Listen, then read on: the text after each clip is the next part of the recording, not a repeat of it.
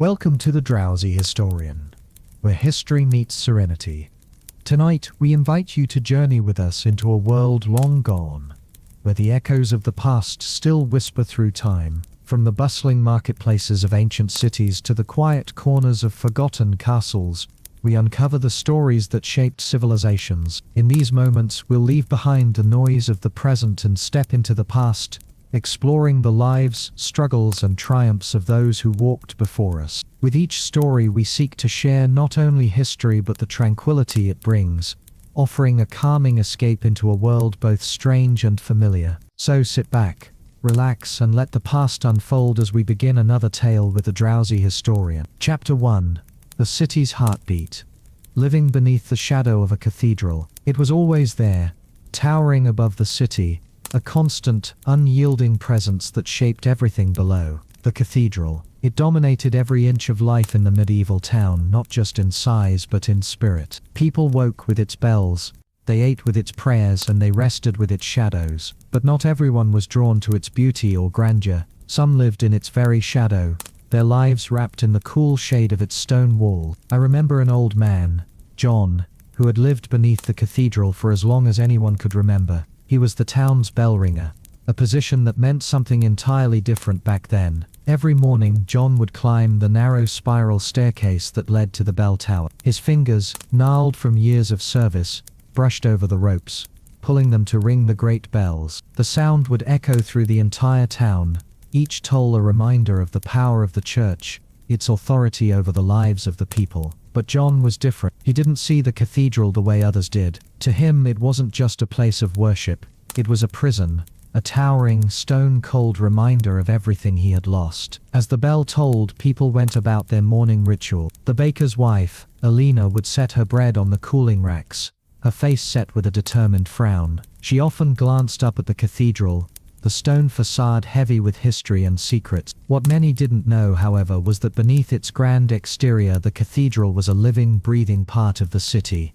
A city that had come to depend on its shadow. The cathedral was more than a church. It was a marketplace, a center of power, and a home to hundreds of lives that for the most part went unnoticed. Beneath the towering arches, in the alleys and hidden corners, there was a world few ever truly saw. John's life had been tied to the bells for so long that no one remembered when he had first taken the job. But what no one knew was the truth about his family. They had been among the original builders of the cathedral. His father had worked as a mason, chipping away at the stones that would one day reach the sky. His mother had worked in the kitchens, preparing meals for the high clergy. But something went wrong. There was a fire, an accident that nobody really spoke of. John had been a child at the time, and his parents had disappeared in that fire. No one spoke of it. The church, with its grand edifice, swept it under the rug, just another tragedy in the long line of sacrifices for the glory of God. But John had never forgotten. The bells that tolled every hour were a constant reminder of that loss, and they were part of the price he had to pay. But not everyone in the town lived in fear of the cathedral's shadow. Take the young couple, Ada and Finn. They lived in the small cottage beneath the Great West Door in the district where the poor and those without family made their homes. Every day the cathedral cast its shadow over their small lives, but they didn't mind. For them, the cathedral was a symbol of something else, a source of opportunity. Ada had been born an orphan, and Finn, a blacksmith's apprentice, had risen from humble beginnings. The cathedral, for all its holiness, had given them something no one else could protect. The clergy offered aid to those who had nothing. Ada and Finn, like many others, relied on the charity of the church, often taking food from the kitchens and receiving small alms during the feast days. But there was something strange about Ada. Every time she looked up at the cathedral, her eyes would narrow, and her face would harden with something that could only be described as distrust. Finn, for his part, thought it was just the hardship of their lives wearing on her. But he didn't know that Ada had a secret, one she had never shared with him, not even after all their years together. You see, Ada was not simply a poor orphan. She was the granddaughter of one of the cathedral's original founders, the very masons who had laid the first stone. The story, as she had been told by her grandmother, was one of betrayal. The grand cathedral was built on the backs of families who had lost everything in its name. Her family had been forced to give up everything to help fund the cathedral's construction, including the land that Ada's grandmother had once owned. Ada had learned to hate the cathedral from a very young age. She often dreamt of something, of taking back what had been lost, of discovering the truth behind the fire that had taken her family's fortune and heritage. But in those dreams, the cathedral was always watching her, its bells ringing louder than ever before, as if it knew the truth she was trying to uncover. And so, as John rang the bells each morning, Ada walked beneath the great shadow with a secret that no one knew but her. She would often glance up at the towering structure, wondering if it held the key to everything her family had lost. But what Ada didn't know, what John didn't know, and what most of the town didn't know, was that the cathedral had its own secret, a secret buried deep beneath its cold, stone foundations. The crypts beneath the cathedral were not just the resting place of saints and bishops. They were a vault of secrets hidden from the world for centuries. The fire that had claimed John's parents, it wasn't an accident, and Ada's family's betrayal, that too was no accident. The truth lay beneath their feet, waiting for someone brave enough to unearth it. And as the bell tolled one final time, John and Ada, unknowingly, found themselves standing on the edge of a mystery that would change everything. Chapter 2. The Noise of Faith. Sounds that shaped your world. The bells rang again. The harsh clang echoed across the town like a thunderclap, its vibrations shaking the very air. To some it was just another signal of the hour, a simple reminder of the time. But to those who lived beneath the cathedral, it was much more. It was the heartbeat of the city, the sound that controlled their lives. John stood by the ropes, his hands, old and trembling, gripped tightly as he pulled. The bells groaned in protest, but they were obedient. He had spent his life with them. They were a part of him now, a sound woven into the fabric of his very being. As the bells tolled, the streets below began to stir. Alina, the baker's wife, swept her flour-dusted hands across her apron and looked up toward the cathedral. She could almost feel the vibrations under her feet, the tremors from the bells echoing through the cobblestones. It wasn't just a sound, it was an announcement to the town, a call to prayer, a demand for obedience. But for Alina, it was something else too. The bells were a reminder of the past. Her grandfather had been a bell ringer before John, and his life had been shaped by the same sound. She remembered her mother telling her stories of how her grandfather had lived in constant dread of the bells. Not because of their sound, but because of what they meant. Each toll was a reminder that time was passing, time that could not be regained. For the poorest of the poor, the bells were a cruel reminder of how little they had, how little control they had over their own lives. Every toll that echoed through the streets was a reminder that they would never escape the shadow of the cathedral. Even in sleep they could hear them, persistent and unyielding. As the bells rang, Ada was in her small cottage beneath the cathedral. She was just finishing mending a tunic for Finn, but her thoughts weren't on the cloth. They were on the sound of the bells, their harsh, clanging notes that seemed to reach deep into her soul. She had always heard them, of course. The bells had become a part of her life, as much as they had been a part of her grandmother's, and her great-grandmother's before her. Yet there was something different about them today. Something eerie, something unsettling. She had been having strange dreams lately. Dreams of dark figures in the shadows beneath the cathedral, of voices that whispered to her from the crypts. She tried to ignore it, but the more she tried to silence it, the louder it became. It was in one of these dreams that she first saw the figure dressed in tattered robes, eyes hollow but knowing, standing in the crypts beneath the cathedral. His face was familiar, though she could not place it, and when he spoke it was not words, but a sound, like the toll of a bell, a warning. Ada shook herself awake. The bells tolling had stopped, but the feeling remained. She stood up from the small table and walked toward the window, looking up at the cathedral's stone face. There was something deeply wrong with it, something she couldn't explain. And then there was the matter of John. John's bells were not the only sounds that came from the cathedral. There was the hum of the organ, the whispered chants of the clergy, the murmurs of the townsfolk. But it was John's bells that controlled the rhythm of the city. In the quiet moments when everything else was still, it was the bells that carried the weight of the cathedral's power. But John didn't just ring the bells for the time. No, there was something darker in the way he pulled the rope. A subtle change in the rhythm, a flicker of something in his eyes as the bells tolled. It wasn't just his job, it was his penance. John had never spoken of it, but everyone knew the story. He was the last of the bell ringers, and it was said that he had inherited the role from his father. who had died in that mysterious fire years ago. But what no one knew, what no one could have guessed, was that John's family had once been the keepers of the cathedral's darkest secret. The bells, it was rumored, were not just instruments of time. They were part of a ritual to keep something buried deep beneath the stone, and John unknowingly had been performing his part for years. As the sun began to set and the town quieted, Ada stood at her window watching the last rays of light slide down the towering cathedral walls. She couldn't shake the feeling that something was coming, something inevitable. The bells would ring again, but this time they would not just call the people to prayer. They would call for something more. Chapter 3: The Workers. Behind the stone walls, John had never liked the feeling of being watched. But beneath the towering cathedral, it was impossible not to feel the weight of unseen eyes, as if the stones themselves were keeping secrets. Secrets they wouldn't reveal to just anyone. It had been years since he first started ringing the bells. His father had passed down the ropes, as was the tradition in their family. But for John, it wasn't just about the bell, it was about the rhythm of his life. The steady pulse that kept him tethered to the world he had never been able to escape. The bells with their mournful tolls were all that remained of his family. John's father had been a strong man, tall and proud, with a deep voice that echoed through the town. But after the fire that had claimed his life, John was left to carry on the family legacy alone. He wasn't ready. He had never been ready, but the church had insisted and the people had followed. Today was no different. The bells rang as they always did, sending their heavy sound through the streets, each chime marking a passing moment in a life that was no longer his own. As John climbed the spiral staircase to the bell tower, the cool stone walls seemed to close in on him. He had always known these stairs, every twist and turn, every crack in the stone. The higher he climbed, the more he could feel the pulse of the cathedral beneath him, its heartbeat thudding in his chest.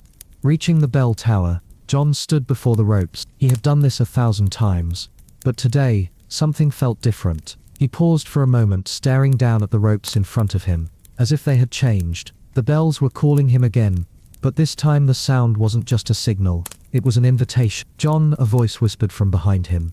John froze, his heart skipping a beat. He knew that voice. Turning around, he saw a figure standing in the shadow of the bell tower. It was a young woman, Ada. She had come up the tower without him hearing her footsteps. "How did you—" John began, but the words died in his throat. Ada wasn't supposed to be here. No one ever came to the bell tower. It was forbidden, reserved for the bell ringers and the clergy. "I needed to speak with you," Ada said, her voice calm but urgent. "It's about your family." John's grip tightened on the bell ropes. "What about them? You don't know, do you?" Ada asked softly. "You don't know the truth about the fire that killed your parents?" John's pulse quickened. "What do you mean? The fire? It was an accident." Ada stepped closer, her eyes darkened with something John couldn't read. "It wasn't an accident. It was a sacrifice." John's face turned pale. "What are you talking about?" Ada took a deep breath, as if gathering the strength to speak. "My grandmother told me stories about the cathedral, about the things it hides beneath its stones. Your father, he was part of it. He helped build this place, but he also helped keep the truth buried." John took a step back, feeling the cold stone against his back. "You're mad. The fire, it was just a tragedy." But Ada shook her head, her voice dropping to a whisper. "The cathedral wasn't just built to house the faithful. It was built to keep something locked away. Your father, my family, they all knew. The bells, John, they're not just marking time, they're keeping something locked in. And when the bells toll, it's a signal for something to rise." John felt a chill run down his spine, and for the first time he wondered if the stories Ada spoke of were true. He had always thought the bells were just bells, but now in the presence of Ada's words they felt heavier, darker. "You're not making sense," John muttered, his hands shaking as he grasped the ropes. "This is madness. My father wouldn't." Ada cut him off. "Your father made a pact with the cathedral, a pact that involves the blood of your family. That fire wasn't an accident. It was a warning."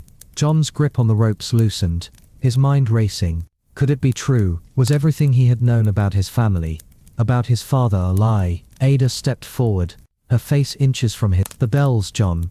They've been calling for you. Every time you pull them, you're not just ringing them for the hour. You're marking the days until something rises from beneath this cathedral." John felt his heart hammering in his chest, and for a long moment, neither of them spoke. The silence between them was thick, heavy with the weight of secrets, of lies and of things that could not be unseen. Finally John spoke, his voice barely a whisper. What do we do now? Ada didn't hesitate. We have to go deep. There are things beneath this cathedral that no one can ignore anymore, and I need you to help me uncover them. As the sound of the bells tolled again, John felt a sense of dread settle over him. He didn't know what they were about to uncover, but he knew one thing for sure: the past was never truly gone. It had been waiting for him, waiting for someone to listen to the bells. And now it was called. Chapter 4: The Catacombs. The hidden world beneath the cathedral. John had never been this deep beneath the cathedral. He had heard whispers about the catacombs before, the burial grounds for the bishops, saints, and wealthy patrons who had passed, but he had never once considered stepping foot into them. It was forbidden, and besides, there were no bells to be rung down here. But now, with Ada by his side, the familiar walls of the cathedral seemed distant. They were no longer just the stone and mortar of a holy place, but a fortress hiding something far darker. Ada led the way, her steps sure and steady, though her eyes flicked nervously to the dark corners of the crypt. The air grew colder as they descended deeper, the flickering torchlight casting long shadows on the stone walls. Each step felt like it echoed through time, carrying them further into the mystery that had been buried for so long. John, his heart racing, couldn't help but feel that something was watching them, something hidden, something that had been waiting for this moment. "Are you sure this is the way?" John asked, his voice barely above a whisper. Ada nodded, her eyes never leaving the winding staircase ahead. The catacombs were once a place for the wealthy and the revered, but beneath them lies something far more ancient, something that the church has kept hidden for centuries. John frowned. "You're telling me there's something under here beneath the catacomb?" Ada paused, turning to face him. "Not just something, someone. A secret that goes back to the very founding of this cathedral. Your father knew it, John. He was part of it."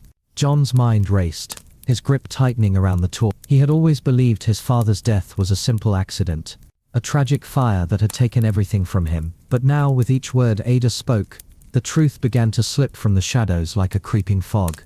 They reached the bottom of the staircase, and John's breath caught in his throat. Before them lay a vast, eerie chamber, the walls lined with stone shelves that held the remains of the cathedral's dead bishops, priests, noblemen and wealthy benefactors, each encased in ornate sarcophagi. But as John's eyes adjusted to the flickering light, he noticed something strange. The crypts here were different, smaller, more intricate, and most disturbingly, many of them were still sealed, untouched by time. Ada moved toward one of the sealed crypts, her fingers brushing over the stone. "This is where it all began," she said, her voice low and reverent. "This is where they made their pact." John stepped forward, his heart pounding. "What pact? What are you talking about?" Ada turned to him, her face pale in the dim light. "The first masons, the original builders of the cathedral, they weren't just constructing a place of worship, they were sealing away something ancient, something powerful." John felt a chill run down his spine. "What is it? What did they bury here?" Ada's eyes darkened. "A force, a power that the church wanted to control, a power tied to the very stones of this cathedral. And your father, he was part of the ritual to keep it sealed." John took a step back, the weight of her words sinking in. "But why? Why would he help hide something like that?" Ada shook her head, her hand trembling as she brushed the dust off the crypt. "Because they believed they were saving the world. They thought they were protecting people from something far worse, but in doing so they bound themselves to it." John's mind was spinning. He couldn't understand it. His father, a simple bell ringer, involved in something like this. It didn't make sense. Ada's eyes flicked to the sealed crypt in front of them, her gaze intense. "The bell rings, John. The bells have always been part of the ritual. Every time they toll, it's a signal that the seal is weakening. And now, after all these years, the time has come." John's stomach twisted in knots. "The seal is weakening. What happens when it breaks?" Ada's voice was filled with dread as she whispered, "Everything." The air in the chamber seemed to grow heavier, and John felt an oppressive presence, like the very walls were closing in on him. His heart raced. He could almost hear it, a low hum beneath the stone, as if something was stirring in the depths of the crypt, waking up after centuries of slumber. "No," John whispered, backing away. "This can't be real. This is just superstition." But Ada's face remained grim, her hand reaching out to touch the cold stone of the crypt. "It's not superstition, John. It's the truth. And if we don't stop it, the cathedral will fall, and so will everything built on it." John stared at the crypt, his thoughts a whirlwind of confusion and fear. His father's death, the fire, the bells, everything began to fall into place, but it only left more questions. "Then what do we do?" John asked, his voice trembling. Ada took a deep breath. We open the crypt. John felt his heart stop. What? Are you insane? Ada turned to him, her eyes fierce. We have no choice. The bells have called us here. We have to uncover what's been hidden for centuries. Only then can we stop it. The air grew colder as John stared at the sealed crypt before him. The faintest sound seemed to echo from within, a whisper, or perhaps a groan. Whatever it was enough to drive him to the brink. He reached out, his hand trembling, and with a single reluctant movement, he pressed his palm against the cold stone of the crypt. And then a sound, deep rumbling, like the world was turning. The stone began to crack. John's hand was still pressed against the crypt when the first crack ran through the stone like lightning across the sky. His heart skipped a beat, and a cold wave of fear washed over him. His breath hitched, the room seeming to close in around him. The whisper he had heard before, a low, guttural murmur, had grown louder, almost as if it was calling to him from within the crypt. "John," Ada whispered, her voice trembling with a mixture of anticipation and dread. She stood beside him, her eyes wide with something akin to nervousness. He turned to her, his eyes wide, filled with an expression of raw confusion. "What is happening? This can't be real," he exclaimed, his voice tinged with disbelief. Ada's face tightened, a trace of guilt flickering in her gaze. I didn't know it would happen like this. The crypt, the seal, it's never been opened before." John's hands were shaking, his entire body tense with anxiety. He could feel the ground beneath him, trembling, as if the very earth was warning them to stop. He wanted to pull his hand away, but the stone seemed to hold him there, as though it had a grip on him too. The crack grew wider, and the stone began to shift. A terrible groan resonated from deep within the crypt, a sound that sent a jolt of panic through John's chest. The air was thick, the temperature dropping by the second. His skin crawled with an uneasy sensation that no amount of reason could shake. John's mind raced. "This is madness," he muttered, his voice frustrated and nervous. "We should never have come down here. Ada, what if we've made a terrible mistake?" Ada looked at him, her expression a mix of reluctance and concern. I don't know, but we can't stop now, John. You felt it too, didn't you? The bells have been calling us here for a reason." Suddenly there was a flash of movement in the crypt, a flicker in the dark recesses. John froze, a sudden wave of terror surging through him, and he could feel his nervousness turn to fear. The air became thick, and almost hysterical tension flooded his senses, making him feel lightheaded and afraid. The stone cracked again, and the crypt door gave way. John stumbled back, his heart pounding in his chest. He could feel his breath quickening, a growing sense of panic clawing at him as the darkness beyond the crypt spread outward like ink in water. The pressure in his chest mounted, and he began to feel overwhelmingly frustrated with his own helplessness. "You're telling me," his voice was barely a whisper, more to himself than to Ada. He spoke with an astonished tone, his eyes wide with disbelief. "You're telling me we're just supposed to open this crypt with whatever's down there?" Ada's eyes softened with empathy, though a trace of disdain remained in her voice. "John, this isn't about what we want, it's about what has to happen. We're already in too deep." The air seemed to crackle with tension, and John felt the weight of Ada's words sink deep into his chest. He looked away, his eyes drifting to the crack in the crypt. Fear gnawed at him. He had never imagined that any of this could be true, but it was true, wasn't it? The fire, the bells, the strange presence he felt in the shadows, everything was beginning to fall into place. But the weight of that knowledge only made him feel more upset and nervous. What had he gotten himself into? Suddenly, a deep growl echoed from the dark depths, followed by a voice that sent a cold chill straight through John's spine. It was a whisper, yet it was so loud in the silence that it felt as if it were coming from inside his head. "Welcome," the voice purred, its tone dark and ancient. At last, John's knees nearly buckled beneath him. The voice, it wasn't human. It wasn't anything that should have existed. His hands trembled as he grabbed onto the stone, his thoughts spinning as if he were trapped inside a nightmare. He felt a scornful disbelief, mixed with sheer terror. He swallowed hard, his voice barely audible. What is that? What is down there?" Ada's expression was serious, but filled with guilt as she spoke again, her voice softer but comforting. "We have no choice, John. We have to know the truth. Whatever this thing is, it has been waiting." "John," who was now shaking uncontrollably, stared into the dark abyss before him. Fear was slowly turning to anger and frustration at how they had ended up here, at the helplessness clawing at his mind. He wanted to scream, to run away, to escape from the grasp of this insane situation, but he knew he couldn't. Ada stepped forward, her face set with determination, though John saw the faintest trace of sadness in her eyes. "I wish there had been another way, but there isn't. This is our fate."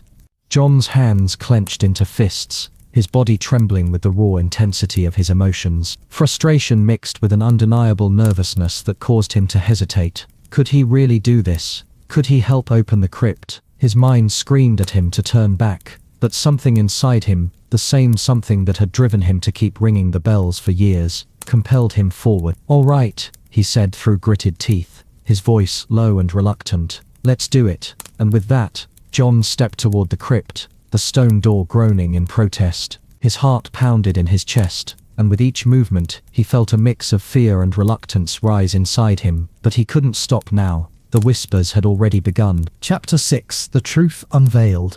A Hidden Legacy. The air in the crypt was thick, suffocating. Every breath John took felt heavier than the last, his chest constricting with the weight of the place. The stone walls seemed to close in on him, and the low guttural hum from the darkness beyond the crypt grew louder, vibrating in his bones. He stepped forward cautiously, each footfall echoing in the silence, as if the very stones were watching. Ada was right beside him, her presence a steadying force, but even she couldn't mask the fear in her eyes. She had known this moment was coming, but John had been oblivious. The truth, it seemed, was now unavoidable. "Are you sure we should be doing this?" John whispered, his voice raw, almost pleading. Ada didn't reply immediately. Instead, she took a deep breath, the sound heavy and deliberate. She couldn't meet his gaze, knowing that the burden of what they were about to uncover would fall heavily on both of them. "I don't know, John," she said softly, a sigh escaping her lips. "But we have to. It's the only way." The crypt door creaked open, and the darkness before them seemed to swell as though it had been waiting for this moment for centuries. A shadowy figure loomed in the back, a faint outline against the blackness, like a spectre pulling them into its depths. John's heart raced as his legs felt like they were made of lead, dragging him toward the unknown. Ada stepped ahead, her voice steady but with a trace of underlying fear. "This is where it began. The legacy of your family, John. Your father's legacy." John swallowed hard, his stomach churning. His father, he had always been just a bell ringer, someone who served the cathedral. But now, it seemed, his father had been a part of something much darker.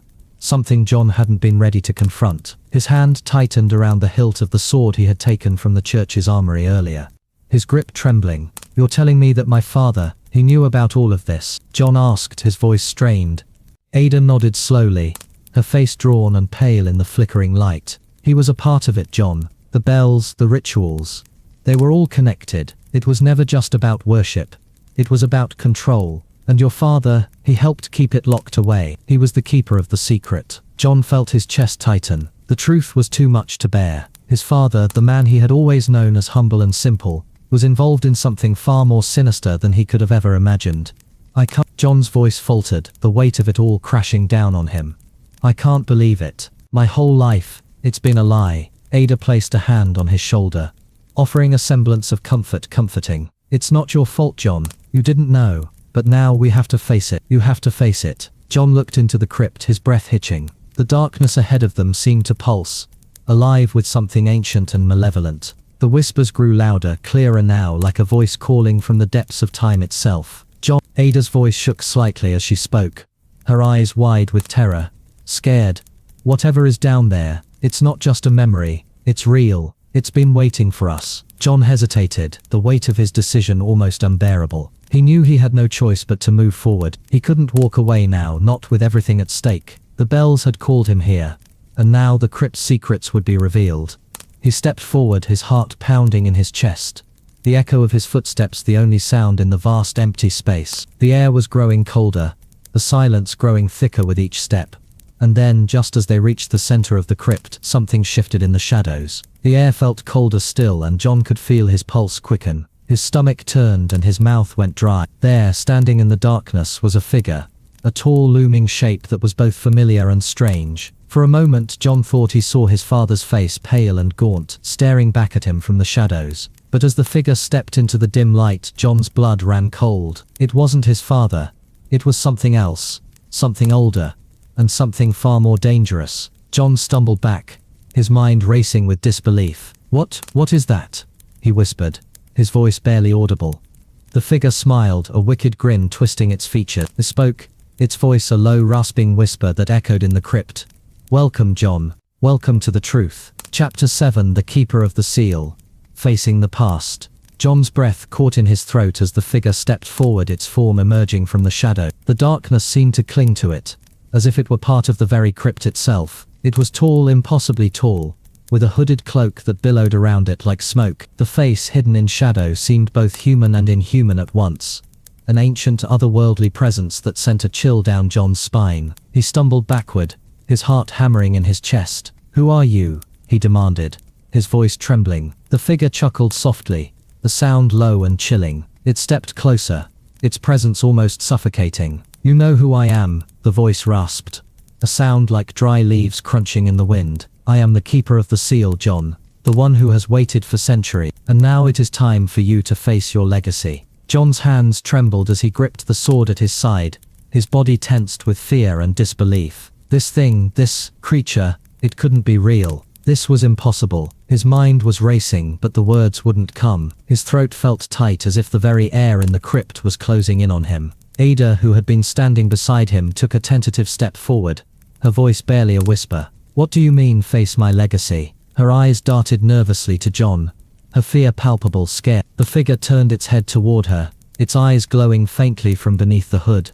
as if it could see right through her. "Your legacy is entwined with mine, Ada," it said, its voice cold and deep. "You too are part of this story. You too carry the bloodline of those who helped create the seal." John's mind raced as the realization hit him like a tidal wave. His father had been involved, yes, but it wasn't just him. Ada was a part of this as well. She was tied to the ancient power that lay dormant beneath the cathedral. But how? Why? No, that can't be true," John said, shaking his head, his voice filled with disbelief, astonished. "Ada, you've been helping me. How could you be part of this?" Ada turned to John, her expression a mixture of sadness and guilt. "John, I didn't know," she whispered, her voice breaking. "I didn't remember, but my grandmother, she told me about the bloodlines, about the pact. I thought it was just a story, just a myth. I never thought it was real, until now." John felt a surge of frustration and betrayal wash over him. He looked at her, his gaze filled with confusion and pain. "Upset. So you knew all along and you never told me." Ada looked away, her eyes filled with regret. "I never wanted you to know, John. I never wanted this to be part of your life. But now there's no turning back." The figure stepped closer, its presence overwhelming. "It's too late to hide from the truth," it said, its voice a dark whisper. "The seal is weakening. Your bloodlines were chosen long ago to bind this power, to keep it locked away, but it is not enough anymore." John's heart raced. He could feel the weight of the crypt pressing down on him, the tension in the air suffocating him. He glanced at Ada, her face pale with fear and regret. The truth was too much to bear, yet they had no choice but to confront it. "You've opened the crypt," the figure continued, its tone mocking. "Now you must face the consequences. The power beneath the cathedral has already begun to stir. It will not be contained much longer, and when it breaks free, all of you will pay the price." John's mind was spinning. He looked around the crypt, his eyes searching for answers. The darkness seemed to close in on them, and he could feel the pressure building in his chest. There was no escape from this place, no way to turn back. Ada stepped forward, her voice shaky but resolute. "What do you want from us?" she demanded, her hands trembling. "Why are you telling us this?" The figure tilted its head, the faint glow of its eyes piercing through the darkness. "You already know what you must do. The seal must be broken completely. Only then will the power be free to do what it was meant to do." John's blood ran cold. "And if we don't?" he asked, his voice barely above a whisper. The figure smiled, its expression twisted with malevolence. "Then you will suffer the consequences. Your bloodlines were meant to control this power, to wield it. If you refuse, the world will be consumed by the darkness that has been waiting for so long." John swallowed hard, his throat dry. He didn't know what to do. He didn't know if he could face this, let alone stop it. His hands were shaking, the sword at his side feeling like a heavy weight. But then, in the back of his mind, he heard the faint ringing of the bells.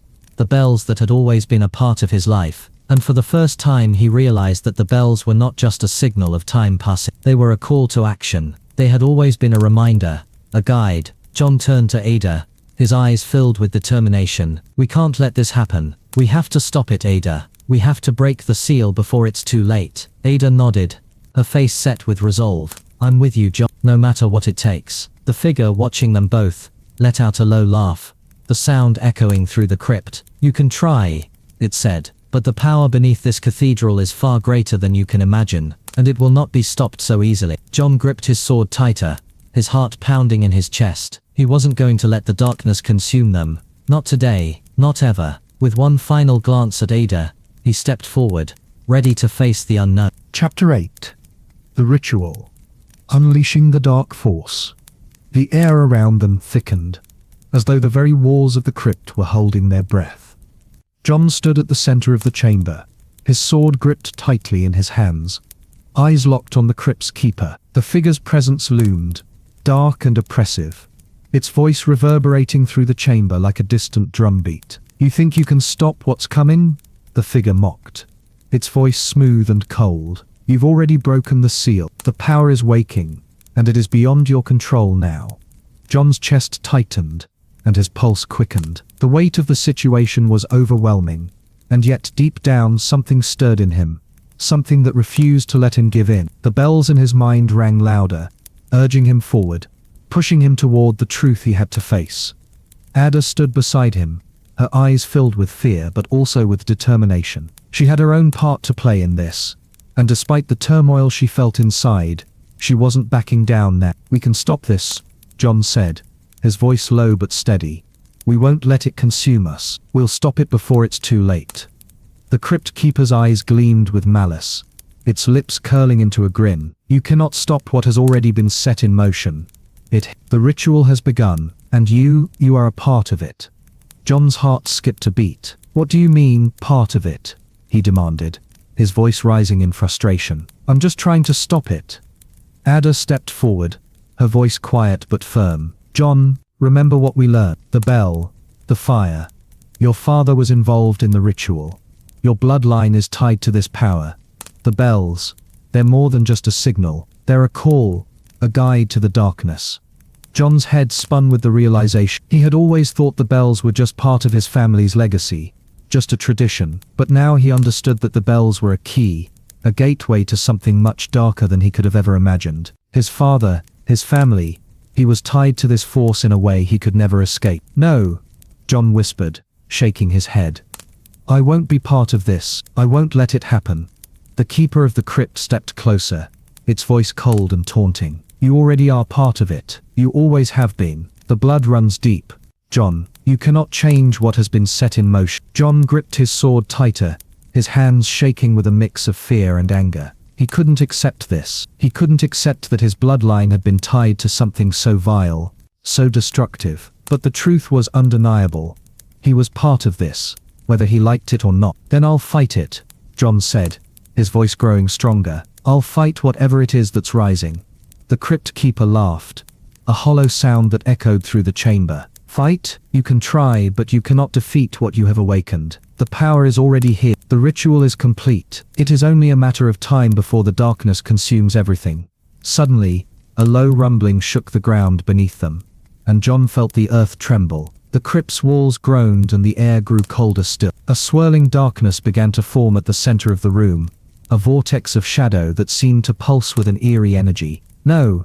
John shouted, stepping forward, but the force of the darkness pushed him back. "We won't let you control her." The darkness surged toward him, but Ada quickly moved to his side, gripping his arm. "John, it's not just about fighting it. It's about stopping the ritual." John turned to her, his face pale with fear and confusion. "But how? How do we stop something that's already begun?" Ada's eyes were filled with a mix of sorrow and resolve. "We can't destroy it, John, but we can contain it. The seal was never meant to hold it forever. It was meant to be a balance, a way to keep the power in check. If we can restore the balance, we can lock it away again." John nodded slowly, his mind racing. He didn't know how, but he had to try. There was no other choice. "Then let's finish it," John said, his voice filled with determination. Let's stop this. As he spoke, the swirling darkness began to take shape, its form shifting and changing, like smoke coiling in on itself. It was no longer just a force of shadow, but something else. Something alive. A figure emerged from the center of the vortex, its form like that of a man, but distorted and monstrous, with eyes that glowed like burning coals. "Do you truly think you can stop me?" The figure boomed, its voice a mixture of rage and amusement. John's blood ran cold as he looked into its eyes. This was it, the force that had been waiting for centuries, the darkness that had been sealed away for so long, and now it was free. "We will stop you," John said, though his voice trembled with fear. "No matter what it." The creature laughed again, a sound that made John's skin crawl. "You think you can defeat me? You are nothing but a pawn, John. A pawn in a game that was set in motion long before you were born." John's grip on his sword tightened. This was the moment. He could either give in to the darkness, or face it head on. He couldn't run anymore. The truth was before him, and it was up to him to decide how the story would end. John stepped forward, his heart racing. "I'm not your pawn," he declared, "and I'm not afraid of you." The creature hissed, and the darkness surged forward, but John stood his ground, the weight of his family's legacy now fueling him. Ada's hand was on his shoulder, steady and strong. Together they would face the darkness. Together they would finish what had been started. Chapter 9: The Battle for the Seal. The darkness unleashed. The air in the crypt crackled with energy, a pulse that seemed to vibrate through John's very bones. He stood his ground, his heart pounding, the weight of the sword in his hands anchoring him to the earth. The monstrous figure in front of him loomed, its eyes glowing with a malevolent fire, its twisted grin spreading wider as the darkness surged around them. Ada stood beside him, her face pale but resolute. She too felt the pull of the power, the dark force that was now free to do as it willed. The crypt that had once been a place of rest now felt like the mouth of a monster, ready to consume them both. John's breath came in shallow gasps, his body tense with both fear and determination. He couldn't back down now, not with Ada by his side, not with the world at stake. "You think you can stop me?" the creature mocked, its voice a booming growl that reverberated through the walls of the crypt. "You, a mere mortal, think you can contain me? I have been waiting for this moment for centuries." John clenched his teeth, his grip on his sword tightening. "I'm not afraid of you," he said, his voice shaking but steady. "We'll stop you." The creature's laughter echoed around them, a sound that seemed to grow louder, more menacing. It reached out, tendrils of darkness slithering from its body like serpents, wrapping around John's legs and pulling him toward the abyss. John stumbled, but he caught himself, his sword held high. The darkness clawed at him, trying to drag him into the depths. He could feel the power, a raw, ancient force that threatened to consume him, but he refused to give in. Ada reached out, her hand finding John's arm. "John, we need to focus," she said urgently, her voice filled with both fear and determination. "This isn't just about strength, we have to restore the balance." John nodded, his mind racing. The truth was finally clear. The bells, the fire, his father's involvement, it was all connected to this moment. The ritual wasn't about controlling the darkness, it was about containing it, balancing the power. And now that the seal had been broken, they had to find a way to lock it away again before it consumed them all. "I won't let it take us," John said, his voice fierce with resolve. "We'll find a way." The creature, seeing their defiance, roared, the ground shaking beneath them. The crypt began to crumble, the stone walls cracking as the darkness spread, pushing against the boundaries of the crypt. The air became thick with an oppressive weight, as if the very space around them was folding in on itself. John could feel the pressure on his chest, the weight of the creature's power bearing down on him. His breath came faster,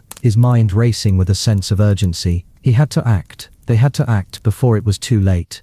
Ada's voice cut through the chaos. "John, we need to use the bell." The ritual started with the bells, and it will end with them. They're the key. John's eyes widened in realization. The bells, the sound had always been part of his family's legacy. They weren't just a call to prayer, they were the gateway, the signal that had been used to both seal and control the power beneath the cathedral. "But how?" John asked, his voice desperate. "The bells are outside, we can't just ring them." Ada's eyes met his, filled with a sudden clarity. "We don't need to ring them, we need to channel them. The bells have a resonance, a frequency. If we can connect to that, we can restore the seal. But we need to focus, John. We need to synchronize with the power." John's pulse quickened, his mind racing with the possibilities. It was crazy, but it was the only option they had left. They had to restore the balance. They had to stop the creature before it destroyed everything. The creature snarled, sensing their plan. You think you can control me with mere sound. You cannot contain what has already begun.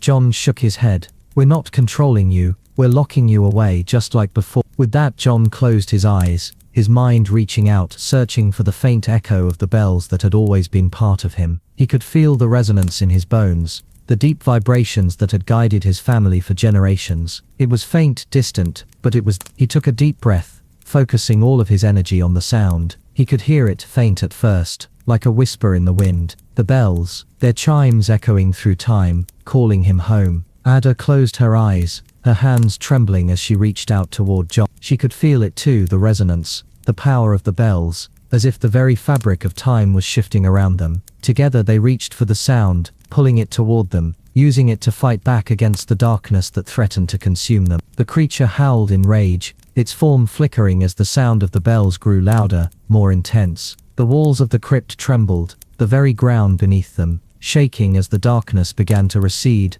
pushed back by the force of the bells. But the creature wasn't finished. With one last surge of power it reached out, its form contorting as it tried to break free from the pull of the bells. John gritted his teeth, refusing to give up. Come on, Ada, we can do this. Ada's eyes flickered open, her voice barely a whisper.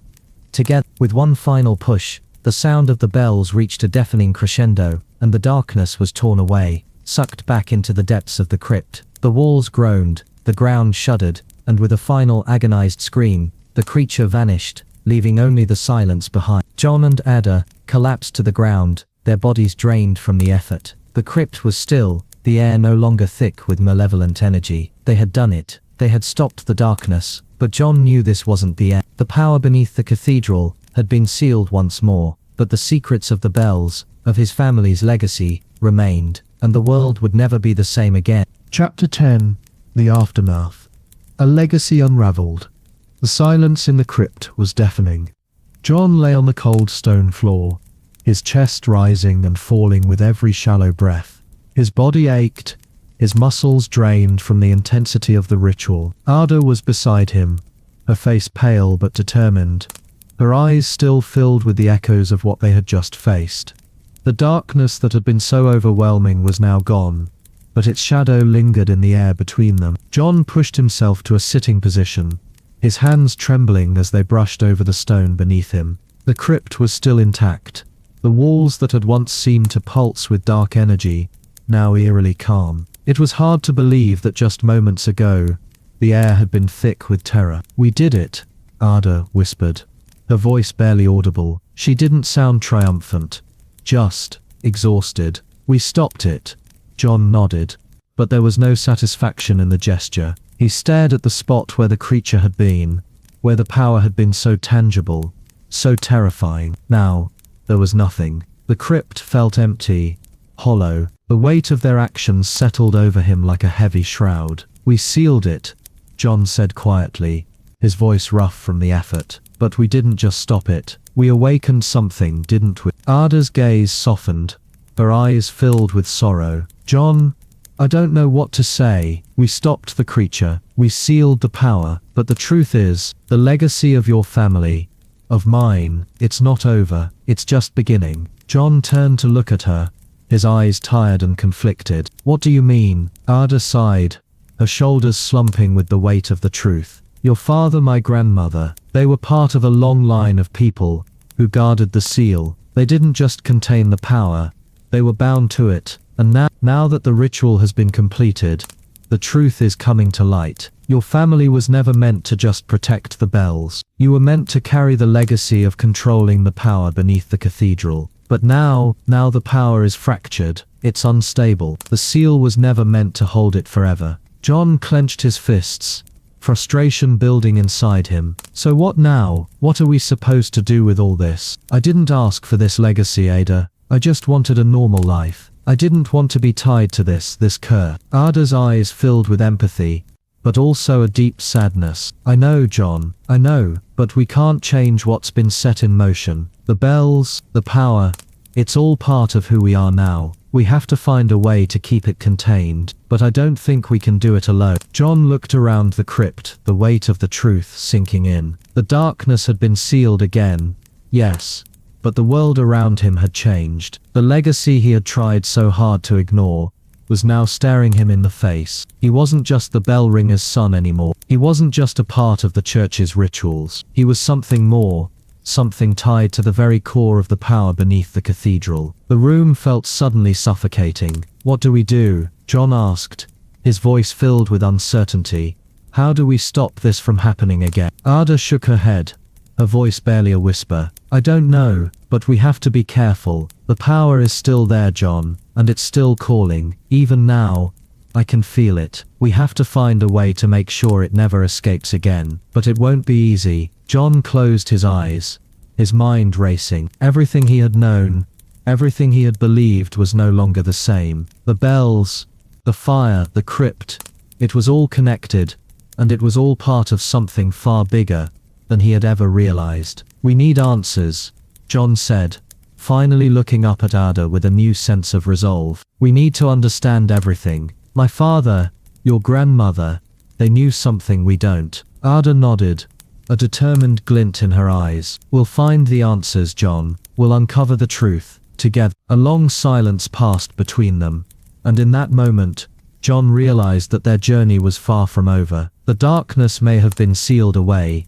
but its influence would always be there. It was up to them to make sure it stayed locked away. But even that was a heavy responsibility, and John wasn't sure he was ready to carry it alone. As they made their way out of the crypt, the echoes of the bells seemed to resonate through the cathedral's walls, as if calling them back. The world outside had changed, and the legacy of the cathedral would follow them wherever they went. John looked at Ada, his heart heavy with the weight of everything they had learned. The battle may have been won, but the war against the legacy, against the power, was just beginning. Chapter 11. The Path Forward. Seeking Answers. The streets outside the cathedral were eerily quiet. The city, once bustling with the everyday noise of commerce and conversation, now seemed to hum with a strange tension, as though the very air was thick with anticipation. John and Ada walked side by side, their footsteps the only sound breaking the silence that had fallen over the town. The sense of unease that had settled in John's chest since the crypt had been sealed grew heavier with each passing step. John couldn't shake the feeling that something was watching them, that something had been awakened, and no matter how much he tried to ignore it, the truth was there, lingering in the back of his mind. His family was tied to something ancient, something dark, and now the burden was his to carry. I don't know what to do next, John muttered, his voice barely a whisper as they walked. We stopped the creature, but it doesn't feel over. It's like, it's still out there. Ada glanced at him, her face shadowed with the same doubts that clouded his mind. You're right, it's not over, not by a long shot. We sealed the power beneath the cathedral, but the question is, how long will that seal hold? My grandmother always said the power could never truly be contained, but she never told me how to keep it from breaking free again. John ran a hand through his hair, frustration bubbling inside him. I'm not ready for this. I don't even know where to start. My father, your grandmother, they both kept secrets. They knew more than they let on. We need answers. We need to understand how this power works, why it's tied to the bells, to our bloodlines. But how do we even begin? Ada stopped walking, turning to face him. Her eyes were filled with a fierce determination, but there was also a quiet sadness in them. We start by going back to where it all began, she said, her voice steady. We have to find the records, the journals, the things that were hidden. My grandmother was part of the ritual, but she also kept records. She must have known something. We have to find those records, John. John looked up at her, a spark of hope igniting in his chest. You're right. Your grandmother, she must have left something behind. Some kind of map, a clue. She knew the danger. She knew the cost of keeping this power hidden. The two of them continued walking, a new sense of urgency filling their steps. John didn't know what they would find, but he knew they couldn't keep running from the truth. The darkness beneath the cathedral had been sealed, but it wasn't gone. It would always be there, just out of sight, waiting for the right moment to return. The library in the town was where they had to start. The old, musty building sat at the edge of the square, its stone facade weathered by centuries of rain and wind. The doors creaked open, the sound of ancient wood protesting as they stepped inside. The smell of old paper and dust filled the air, and John felt a strange sense of reverence as they walked deeper into the building. "We need to find her journals," Ada said softly, her voice almost a whisper, as if speaking louder might disturb the centuries of silence surrounding them. "They'll be in the restricted section."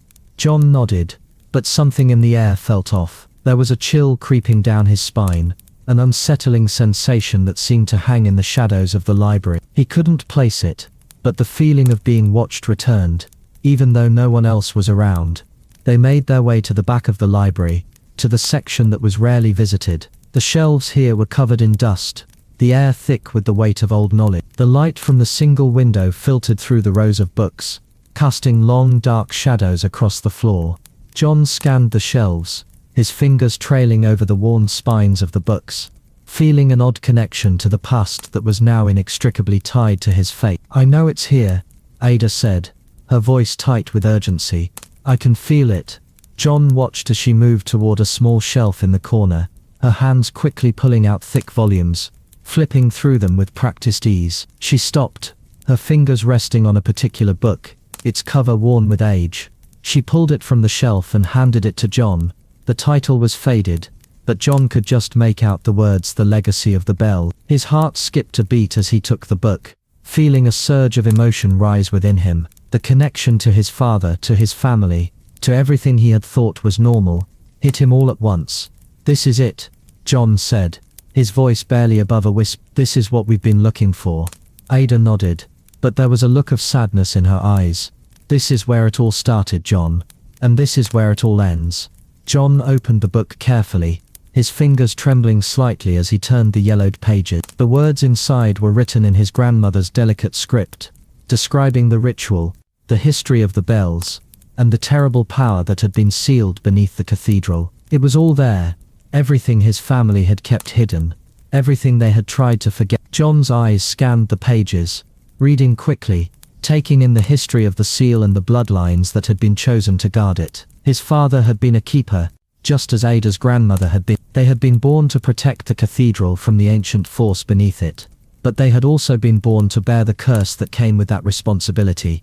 The more John read, the more he realized that the power was not just a force of darkness, it was something far worse. It was a living entity, a being that could shape the world around it, a power that had been waiting to break free for centuries. But there was hope. The book spoke of a ritual, a final seal that could bind the power forever. It wouldn't be easy, and it would require a sacrifice, one that John wasn't sure he was willing to make. He looked up at Ada, his heart heavy with the weight of the decision that lay ahead. "We can stop it," he said quietly, his voice firm, "but it will come at a cost. Are we ready for this?" Ada met his gaze, her eyes filled with the same uncertainty that John felt, but she nodded, her jaw set with determination. "We have no choice. This is the legacy we have to face, together." Chapter 12: The Legacy Unveiled. A hidden truth. The streets outside the cathedral were eerily quiet. The city, once bustling with the everyday noise of commerce and conversation, now seemed to hum with a strange tension, as though the very air was thick with anticipation.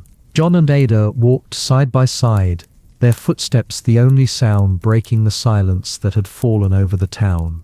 The sense of unease that had settled in John's chest since the crypt had been sealed grew heavier with each passing step. John couldn't shake the feeling that something was watching them, that something had been awakened, and no matter how much he tried to ignore it, the truth was there, lingering in the back of his mind.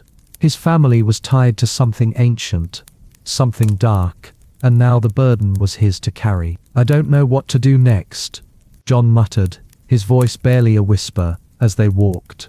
"We stopped the creature, but it doesn't feel over. It's like, it's still out there." Ada glanced at him, her face shadowed with the same doubts that clouded his mind. "You're right. It's not over, not by a long shot. We sealed the power beneath the cathedral, but the question is, how long will that seal hold? My grandmother always said the power could never truly be contained, but she never told me how to keep it from breaking free again." John ran a hand through his hair, frustration bubbling inside him. I'm not ready for this. I don't even know where to start. My father, your grandmother, they both kept secrets. They knew more than they let on. We need answers. We need to understand how this power works, why it's tied to the bells, to our bloodlines. But how do we even begin? Ada stopped walking, turning to face him. Her eyes were filled with a mixture of sadness and determination. We start by going back to where it all began, she said softly. We have to find the records, the journals, the things that were hidden. My grandmother was part of the ritual, but she also kept records. She must have known something. We have to find those records, John. John nodded, but something in the air felt off. There was a chill creeping down his spine, an unsettling sensation that seemed to hang in the shadows of the library. He couldn't place it, but the feeling of being watched returned, even though no one else was around. They made their way to the back of the library, to the section that was rarely visited. The shelves here were covered in dust, the air thick with the weight of old knowledge.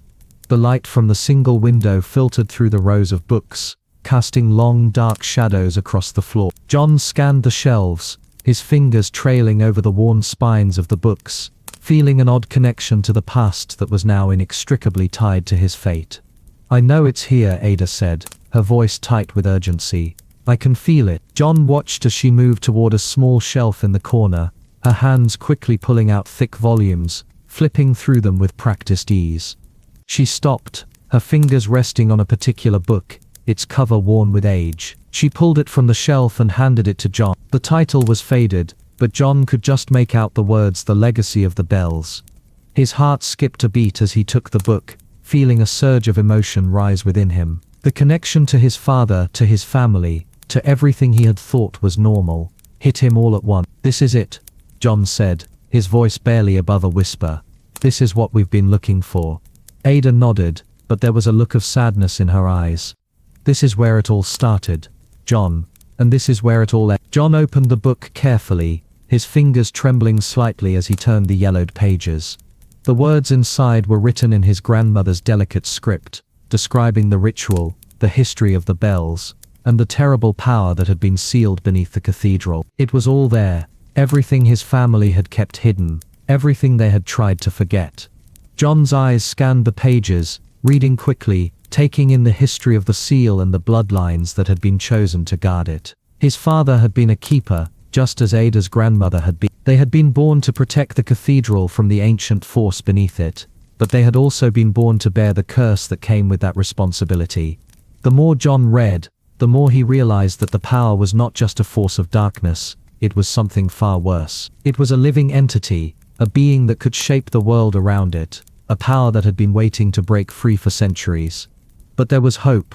The book spoke of a ritual, a final seal that could bind the power forever. It wouldn't be easy, and it would require a sacrifice, one that John wasn't sure he was willing to make. He looked up at Ada, his heart heavy with the weight of the decision that lay ahead. "We can stop it," he said quietly, his voice firm, "but it will come at a cost. Are we ready for the—" Ada met his gaze, her eyes filled with the same uncertainty that John felt. But she nodded, her jaw set with determination. "We have no choice. This is the legacy we have to face, together." The journey back to the cathedral was fraught with tension. John's mind was racing, trying to piece together what they had learned and what lay ahead. The cathedral loomed in the distance, its silhouette casting a long shadow across the town. It was a place of power, of history, and of secrets, and now it felt like the weight of the entire world rested on their shoulders.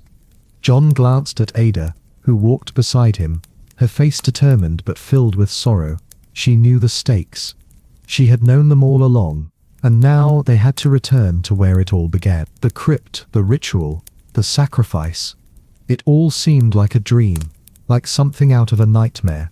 But it was real. The power beneath the cathedral was real, and they had to stop it before it consumed them all. John stopped at the entrance of the cathedral, looking up at the towering structure. The bells stood silent, as if waiting for the next toll. His hand instinctively went to his side, where the sword rested. It was a weapon, yes, but it was also a symbol of his duty, a duty he had never asked for, but one he could no longer ignore. Ada stood beside him, her eyes focused on the door that led to the crypt. "We need to go inside," she said softly. The final ritual is in there. It's the only way to ensure the power stays contained. John nodded, swallowing hard. His throat felt dry, his body heavy with the knowledge of what lay ahead. This wasn't just about defeating a creature anymore. This was about sealing away a power that had been waiting for centuries, a power that had been unleashed by their action. The door to the cathedral creaked open, and the chill from inside hit them both. The crypt loomed at the end of the darkened hallway, its shadows stretching like fingers across the floor. John felt his heart race as they approached. The air inside was heavy with the scent of old stone and incense, the echoes of the past whispering through the silence. The place was cold, colder than it should have been. The faint ringing of the bells from afar seemed to hum in the air, as if calling them forward. Ada stepped into the crypt first, her footsteps echoing in the vast space. John followed closely behind, feeling the weight of the ritual they were about to perform, pressing down on him. The room before them was bathed in shadow, the walls adorned with old carvings, symbols and runes that John had never seen before. His heart beat faster as he approached the center of the crypt, where a stone altar stood, its surface smooth and cold. "This is where it all began," Ada said quietly, her voice filled with reverence. "Your father, my grandmother, they both performed this ritual, but it wasn't completed, not fully." John took a deep breath, his eyes scanning the altar. "And now we finish it," he said, his voice steady despite the rising panic inside him. "We seal it away for good." Ada nodded, kneeling before the altar, her hands pressing against the cold stone. "The ritual requires a sacrifice," she said softly, her voice trembling, "and one of us has to give it." John's stomach twisted in knots. "No, I won't let you." But Ada raised her hand, stopping him. "It's the only way, John. One of us has to bind the power to lock it away forever. We can't leave this unfinished." John's mind raced. He didn't want to accept it. He didn't want to lose her, but the truth was undeniable. The power beneath the cathedral was too great, too dangerous to leave unchecked. They had both known it from the beginning. They couldn't let the darkness return. With a final glance at Ada, John stepped forward, his heart heavy. "Then we do it together," he said firmly, his voice filled with resolve. But Ada shook her head, her expression filled with sorrow. "No, John, this is my choice. My burden. You've already carried so much." John opened his mouth to argue, but the words died in his throat. He knew she was right. This was her legacy too. It was tied to her grandmother, just as it was tied to him. The ritual was their responsibility. The darkness would be sealed, and only one of them would remain. There could be no other way. "I'll do it," Ada whispered, her eyes locked on his. "I will be the one to make the sacrifice." John felt a lump form in his throat as he looked at her. This wasn't the way he had wanted things to end. He had wanted to keep fighting, to keep pushing forward. But this was the only way to end it. "You're not alone," John whispered, his voice thick with emotion. "We do this together, Ada. We finish this together." Ada smiled faintly, her expression filled with bittersweet love. Together, with a final breath, they both placed their hands on the altar, their palms pressed against the cold stone. As they did, the shadows around them seemed to shift, the air thickening as the energy in the crypt began to hum. John could feel the power of the bells, the power that had once been sealed, begin to surge through the room. And then, just as quickly as it had begun, the energy seemed to stop. The crypt grew silent again, the air still and heavy with the aftermath of the ritual. John and Ada slowly withdrew their hands, their faces pale and drained from the power they had just released. But the darkness had been sealed once more. The power was contained. John looked at Ada, his heart heavy with the knowledge of what they had done, but also with relief. The battle wasn't over, but for now the world was safe. The journey back to the cathedral was fraught with tension. John's mind was racing, trying to piece together what they had learned and what lay ahead. The cathedral loomed in the distance, its silhouette casting a long shadow across the town. It was a place of power, of history, and of secrets, and now it felt like the weight of the entire world rested on their shoulders.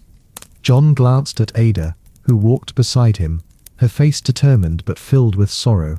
She knew the stakes. She had known them all along, and now they had to return to where it all began. The crypt, the ritual, the sacrifice. It all seemed like a dream, like something out of a nightmare.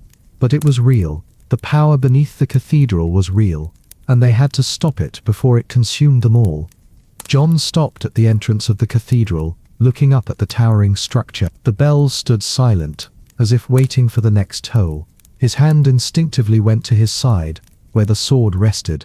It was a weapon, yes, but it was also a symbol of his duty, a duty he had never asked for, but one he could no longer ignore. Ada stood beside him, her eyes focused on the door that led to the crypt. "We need to go inside," she said softly.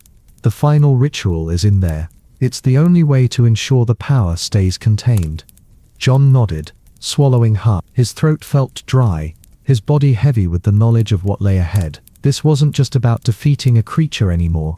This was about sealing away a power that had been waiting for centuries, a power that had been unleashed by their action. The door to the cathedral creaked open, and the chill from inside hit them both. The crypt loomed at the end of the darkened hallway, its shadows stretching like fingers across the floor. John felt his heart race as they approached. The air inside was heavy with the scent of old stone and incense, the echoes of the past whispering through the silence. The place was cold, colder than it should have been.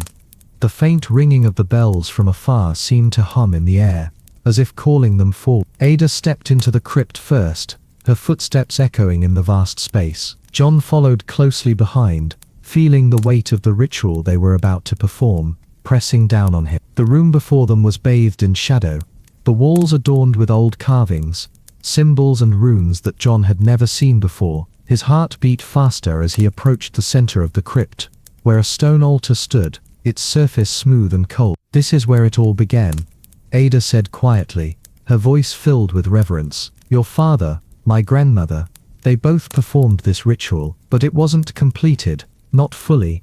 John took a deep breath, his eyes scanning the altar. "And now we finish it," he said, his voice steady despite the rising panic inside him. "We seal it away for good." Ada nodded, kneeling before the altar, her hands pressing against the cold stone. "The ritual requires a sacrifice," she said softly, her voice trembling, "and one of us has to give it." John's stomach twisted in knots. "No, I won't let you," but Ada raised her hand, stopping him. "It's the only way, John. One of us has to bind the power to lock it away forever. We can't leave this unfinished." John's mind raced. He didn't want to accept it. He didn't want to lose her, but the truth was undeniable. The power beneath the cathedral was too great, too dangerous to leave unchecked. They had both known it from the beginning. They couldn't let the darkness return. With a final glance at Ada, John stepped forward, his heart heavy. "Then we do it together," he said firmly, his voice filled with resolve. But Ada shook her head, her expression filled with sorrow. "No, John, this is my choice. My burden. You've already carried so much." John opened his mouth to argue, but the words died in his throat. He knew she was right. This was her legacy too. It was tied to her grandmother, just as it was tied to him. The ritual was their responsibility. The darkness would be sealed, and only one of them would remain. There could be no other way. "I'll do it," Ada whispered, her eyes locked on his. "I will be the one to make the sacrifice." John felt a lump form in his throat as he looked at her. This wasn't the way he had wanted things to end. He had wanted to keep fighting, to keep pushing forward, but this was the only way to end it. "You're not alone," John whispered, his voice thick with emotion. "We do this together, Ada. We finish this together." Ada smiled faintly, her expression filled with bittersweet love. Together, with a final breath, they both placed their hands on the altar, their palms pressed against the cold stone. As they did, the shadows around them seemed to shift, the air thickening as the energy in the crypt began to hum. John could feel the power of the bells, the power that had once been sealed, begin to surge through the room, and then, just as quickly as it had begun, the energy seemed to stop. The crypt grew silent again, the air still and heavy with the aftermath of the ritual. John and Ada slowly withdrew their hands, their faces pale and drained from the power they had just released. But the darkness had been sealed once more. The power was contained. John looked at Ada, his heart heavy with the knowledge of what they had done, but also with relief. The battle wasn't over, but for now the world was safe. The sound of the bells echoed through the cathedral, filling the air with their mournful toll. John stood in the bell tower, his hands still gripping the ropes, the vibrations of the bells running through his body. He had never truly understood the power of the bells until now, until he had felt the weight of his family's legacy settle over him. The bells had been a part of his life for as long as he could remember, but today they felt different. Today they felt like the beginning of something new. John released the ropes, his heart heavy with the knowledge of the choice he had made. The bells had tolled not just for the passing of time, but for the beginning of a new era. The darkness had been sealed away, but John knew that it wasn't the end. It was only the beginning of a new chapter, one that he would have to write on his own. He turned away from the bell tower, his mind still reeling from the weight of everything that had happened. The cathedral, the crypt, the ritual. It was all part of a story that John had never asked to be a part of. But now it was his responsibility. He couldn't run from it anymore.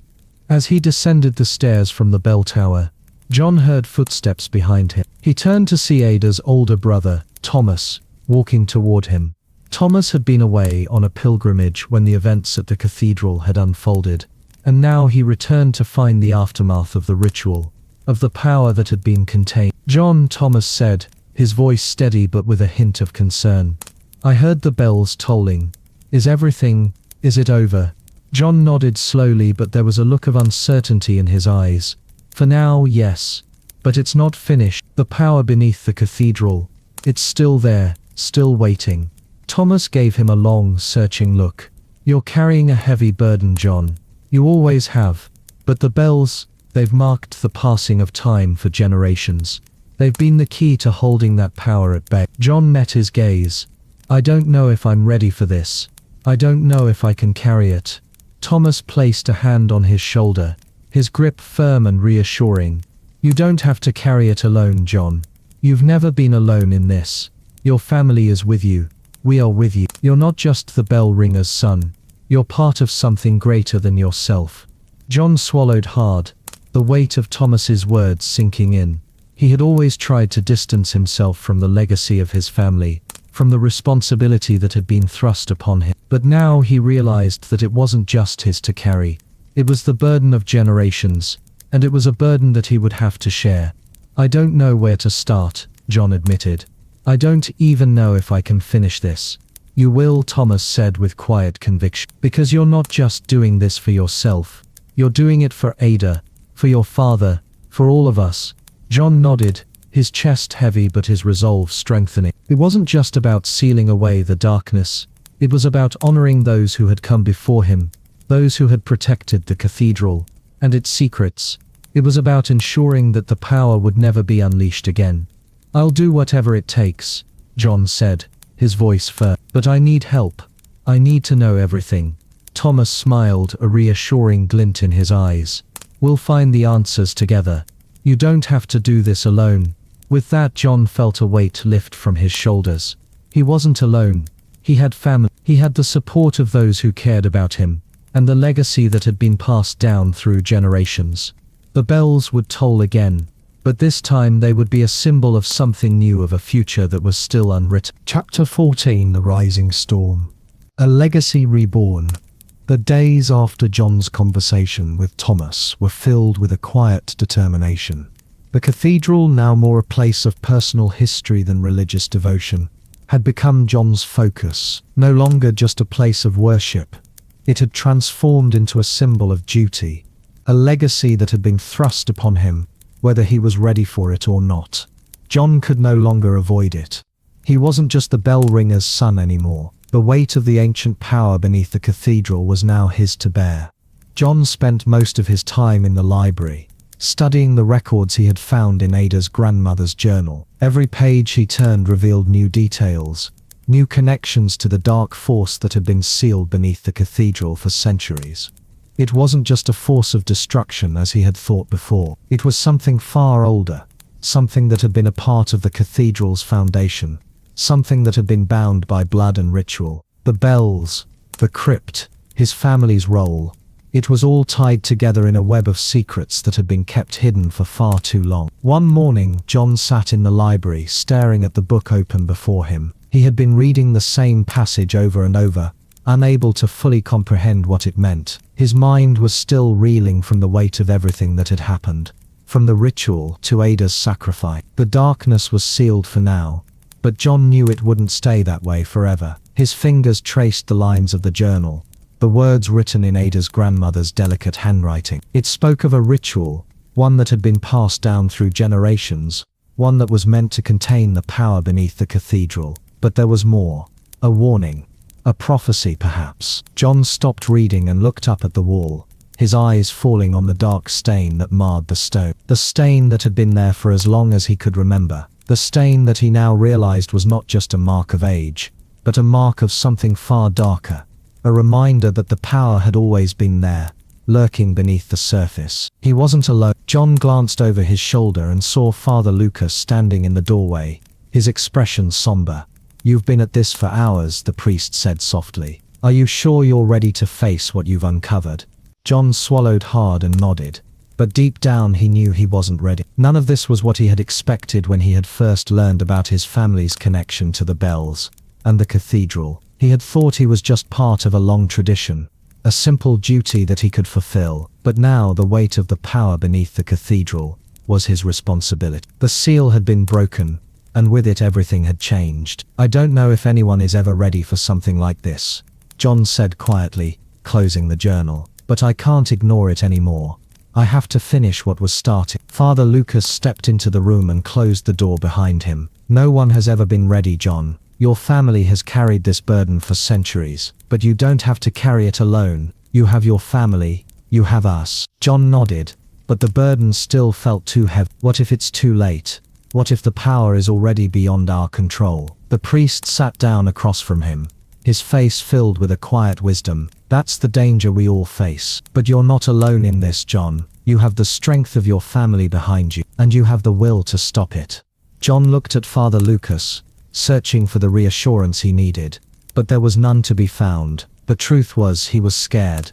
Scared of the power beneath the cathedral. Scared of what it could do if it broke free again. Scared of the responsibility that had fallen on him. The silence stretched between them, thick with the weight of everything John had learned. Everything he had seen. The darkness had been sealed for now, but John knew it was just a matter of time before it came back. "I'll do whatever it takes," John said finally, his voice steady with resolve. "But I need to know more. I need to understand everything. The bells, the ritual. There's still so much we don't know." Father Lucas nodded. "And you will. Together we will uncover the truth. But know this, John. No matter what happens, your family has always protected this power. You are the last of your line. It's up to you to decide what happens next." John's gaze shifted to the journal again, the weight of the words sinking into his bone. It wasn't just about stopping the power. It was about making a choice that would determine the fate of everyone, not just in the cathedral, but in the world beyond it. He closed his eyes for a moment, taking in a deep breath. It was time to face the truth. Time to face the legacy that had been passed down through generations. Time to make the choice that would shape his future. John stood at the edge of the crypt, staring down at the cold stone altar. The weight of the past, the legacy of his family, pressed heavily on his shoulders. The journey he had embarked on had led him here, to this very moment, and he couldn't help but wonder if he was ready for what lay ahead. The darkness, the power beneath the cathedral, was not just a threat. It was a part of him now, a part of his bloodline, something that had been passed down through generations. And now he was the one who had to decide what to do with it. Ada's absence was a constant ache in his chest. She had sacrificed herself to stop the darkness, to ensure that it would never break free again. But John knew that the power beneath the cathedral was never truly gone. It was just waiting, biding its time until the next time it would be needed, or until the next person would come along to release it. Father Lucas stood beside him, his presence steady and calm. The old priest had been John's mentor, his guide through the complexities of the cathedral and its ancient secrets. But now Father Lucas seemed to carry a quiet sorrow, a sadness that John couldn't quite place. "You've been standing here for hours, John," Father Lucas said softly, his voice breaking the heavy silence. "The power is still locked away. You've done what was needed. You've sealed it. But I can see that you're still struggling with the burden." John didn't answer right away. His eyes were fixed on the altar, his mind racing with the thoughts that had been haunting him since the ritual. What now? What was the next step? Was there more he needed to do, or had he already done enough? "I feel like I've failed her," John whispered, his voice thick with emotion. "I couldn't protect Ada. She died, and I'm still here. I don't know what I'm supposed to do now. The bells, my father, my family. They all had their place in this, and now it's all on me. Father Lucas sighed, his eyes filled with quiet understanding. You haven't failed her, John. You did everything you could. You stopped the darkness. You protected the world.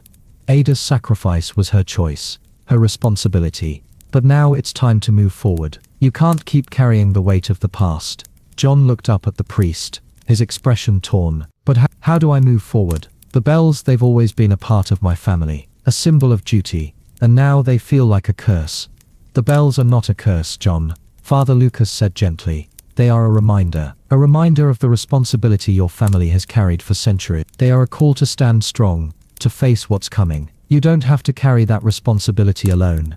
John nodded slowly, his mind still heavy with the weight of his family's legacy. I don't know if I can be the one to continue this, to protect the cathedral, to protect the bell. I'm not like my father. I'm not like Ada. Father Lucas placed a hand on John's shoulder, offering him the comfort of his presence. You are stronger than you realize, John. Your family's legacy lives in you. But it's not just about the bells. It's about the choices you make, the path you choose to walk. You have the power to shape the future, to change the course of your family's story. John took a deep breath, his heart pounding in his chest. The future, that was what mattered now. The past had shaped him, but it was the choices he made moving forward that would determine the course of his life. I don't know what the future holds, John said, his voice quiet but steady. But I won't run from it anymore. I'll face it. I'll carry the legacy. But I won't do it alone. Father Lucas smiled, his eyes filled with pride. You don't have to, John. You never have been alone in this. And you won't be alone now. John looked around the crypt, his gaze falling on the altar once more. The dark force that had been sealed away was still there. But John knew now that he didn't have to bear it on his own. He had the strength of his family, of the people who cared for him. Together they could protect the world, keep the power locked away, and honor the legacy of the bell. With one final glance at the altar, John turned and walked out of the crypt. The bells rang softly in the distance, a steady rhythm that filled the air, and John knew that no matter what the future held, he would face it with the strength of his family by his side. But Ada shook her head, her expression filled with sorrow. No, John, this is my choice, my burden. You've already carried so much. John opened his mouth to argue, but the words died in his throat. He knew she was right. This was her legacy too. It was tied to her grandmother, just as it was tied to him. The ritual was their responsibility. The darkness would be sealed, and only one of them would remain. There could be no other way. I'll do it, Ada whispered, her eyes locked on his. I will be the one to make the sacrifice. John felt a lump form in his throat as he looked at her. This wasn't the way he had wanted things to end. He had wanted to keep fighting, to keep pushing forward, but this was the only way to end it. You're not alone, John whispered, his voice thick with emotion. We do this together, Ada. We finish this together. Ada smiled faintly, her expression filled with bittersweet love. Together, with a final breath, they both placed their hands on the altar, their palms pressed against the cold stone. As they did, the shadows around them seemed to shift, the air thickening as the energy in the crypt began to hum. John could feel the power of the bells, the power that had once been sealed, begin to surge through the room, and then just as quickly as it had begun, the energy seemed to The crypt grew silent again, the air still and heavy with the aftermath of the ritual. John and Ada slowly withdrew their hands, their faces pale and drained from the power they had just released. But the darkness had been sealed once more. The power was contained. John looked at Ada, his heart heavy with the knowledge of what they had done, but also with relief. The battle wasn't over, but for now the world was safe. Chapter 15. The Forgotten Vaults. Secrets beneath the earth. John and Ada had walked the familiar paths of the cathedral grounds countless times, but now they felt like strangers in a world they no longer recognized. The crypt, the bells, the ancient ritual, all of it was more than they had ever bargained for. John's hands shook with a mix of fear and resolve, the weight of his newfound responsibility pressing down on him. You know, Ada said as they descended deeper into the dark corridors beneath the cathedral, the vaults under this cathedral were sealed for a reason. John turned to her, eyes narrowed in curiosity. What do you mean? Weren't the crypts enough? What's down there? Ada's lips curled into a small unsettling smile. More than you could imagine. The crypts were only a front. The vaults under the cathedral hold artifacts that are even older than the cathedral itself, things that were meant to be hidden forever. John's heart began to race. He didn't know whether to be fascinated or terrified. He followed her, the dim glow of their lanterns casting long shadows against the stone walls. They reached a massive iron door, its surface covered in ancient runes. The door seemed to pulse with energy, as if it were aware of their presence. Ada stepped forward and, with a practiced motion, traced her fingers along the runes. This door, she murmured, was built to keep the darkness contained, but what it holds is more than just a curse. It's a key. John's mind was racing. A key? To what? He stepped closer, his hand resting against the cold iron. A shiver ran down his spine. There's a legend, Ada continued, her voice dropping to a whisper. A dark fact that no one dares speak of. The vaults under the cathedral weren't just used to store relics, they were also used to contain an entity. A god who was bound here by ancient rituals. His followers believed he was the keeper of forgotten knowledge, of secrets that could alter the course of history. John's breath caught in his throat. And you think it's still here? Ada met his gaze, her expression grim. I know it is. The vaults were sealed long ago, but the magic that binds him still lingers. The key to unlocking his power has always been the bloodline. The bells. John felt his heart skip a beat. The bell. Again, they were at the center of everything. He wasn't just carrying the legacy of his family's guardianship. He was the last line of defense against something far worse than he had ever imagined. Ada turned to the door and pressed her palm against it. The runes glowed faintly as she muttered an incantation under her breath. The door creaked open and a cold gust of air swept through the chamber, as if something long dormant had just awoken. Inside the vault were ancient, forgotten relics, books bound in dark leather, strange artifacts that hummed with unseen power, and a sarcophagus in the center of the room. John's eyes were drawn to it immediately, the air around it thick with an ancient energy. Whatever this is, John said, his voice shaky. We have to be careful. Ada nodded solemnly. You don't need to tell me twice. They approached the sarcophagus, and Ada slowly lifted the lid. Inside was a figure, mummified but still regal in its pose. Its face was shrouded, but John could see the shape of a crown on its head, and the intricate markings etched into its chest. This, Ada whispered, was the god who was sealed beneath this cathedral. And now, John, it's time for you to understand your role in this. The bells weren't just to keep the power contained, they were a signal, a way to draw the god back into the world when the time was right. John felt the weight of those words sink in. The bells, they had always been a call to something more, something he had never fully understood until now. And now the god's power was close to being unleashed once more. John and Ada stood in silence before the sarcophagus, the weight of the god's presence heavy in the air around them. The relics in the vault seemed to hum with an ancient power, as though they were alive, waiting for something to awaken. John could feel his pulse racing in his veins as the energy from the sarcophagus seeped into the room, wrapping itself around them like an invisible force. We need to do something, John said, his voice tight with urgency. We can't let this power awaken. Ada nodded, her face pale as she stepped closer to the sarcophagus. I know, but the ritual, it's the only way to keep it contained. The god, the power, whatever it is, it was never meant to stay here forever, and we are the only ones who can finish what was started. John looked at the sarcophagus once more. The markings on it seemed to shift in the dim light as though they were alive. The air in the vault grew colder, and he could feel a strange pressure building in his chest as if the room itself was constricting. But John asked, his voice barely above a whisper, how do we stop it from coming back? Ada hesitated, her hand hovering over the ancient texts that lined the walls of the vault. We need the bloodline. The ritual requires the blood of the one who carries the legacy. You, your family, John, are the key to stopping this. John swallowed hard, the weight of her words sinking in. His family, the bells, the power, it was all connected. So, what? I have to, what? Sacrifice myself. Ada turned to face him, her expression filled with both sorrow and determination. Not sacrifice, John, but the blood is the key. Your family's connection to the bells is what binds the power. You have to use that connection, John, to stop it.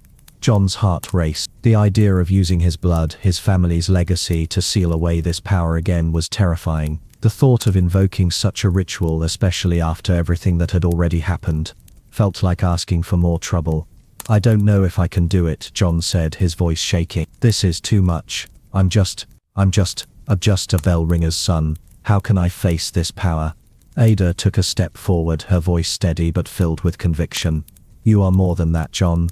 You carry the blood of the Guardian. Your family has always been the protector of the bell, of the seal. You are the last of your line. You have the strength to do this.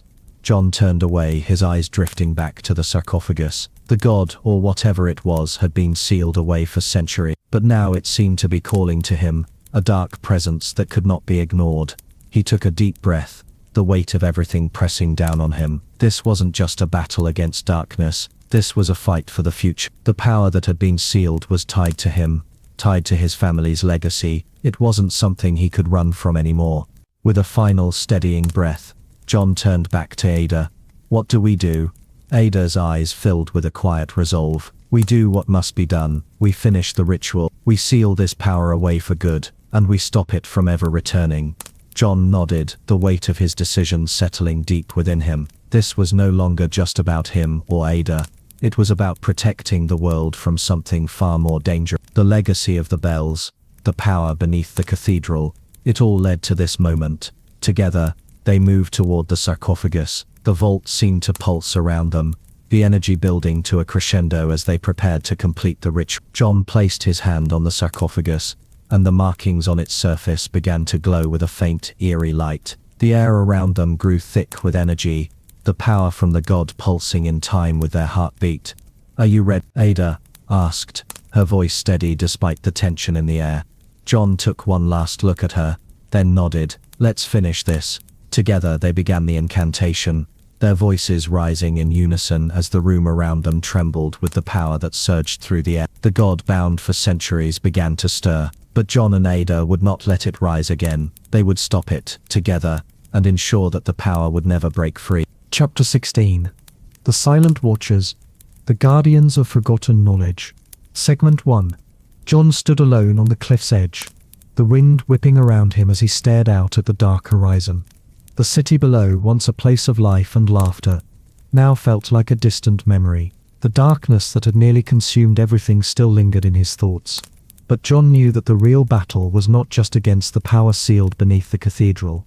The real challenge lay in understanding what they had faced, and why it had been kept secret for so long. The world was filled with shadows, hidden knowledge and truths buried beneath the surface of everyday life. History, John had learned, was not just the story of the past. It was also a series of carefully constructed narratives meant to hide the darker aspects of reality. The power that had been kept beneath the cathedral was just one example of this hidden world. For centuries, certain groups, guardians, scholars, and occultists, had watched over these secrets, keeping the truth from the public. The bells, the crypts, and the rituals were part of a long-standing tradition that reached far beyond the cathedral. These guardians were not just keepers of knowledge. They were protectors of the ancient powers that could shape the world. John had stumbled upon one such truth during his search for answers. The cathedral was built on the ruins of a much older structure, an ancient temple dedicated to a forgotten god. This god, it was said, was the keeper of time, knowledge, and destruction. It had been bound beneath the earth, sealed by the very ancestors who now claimed to protect it. But the truth was darker than John could have imagined. The god, it turned out, was not a mere deity.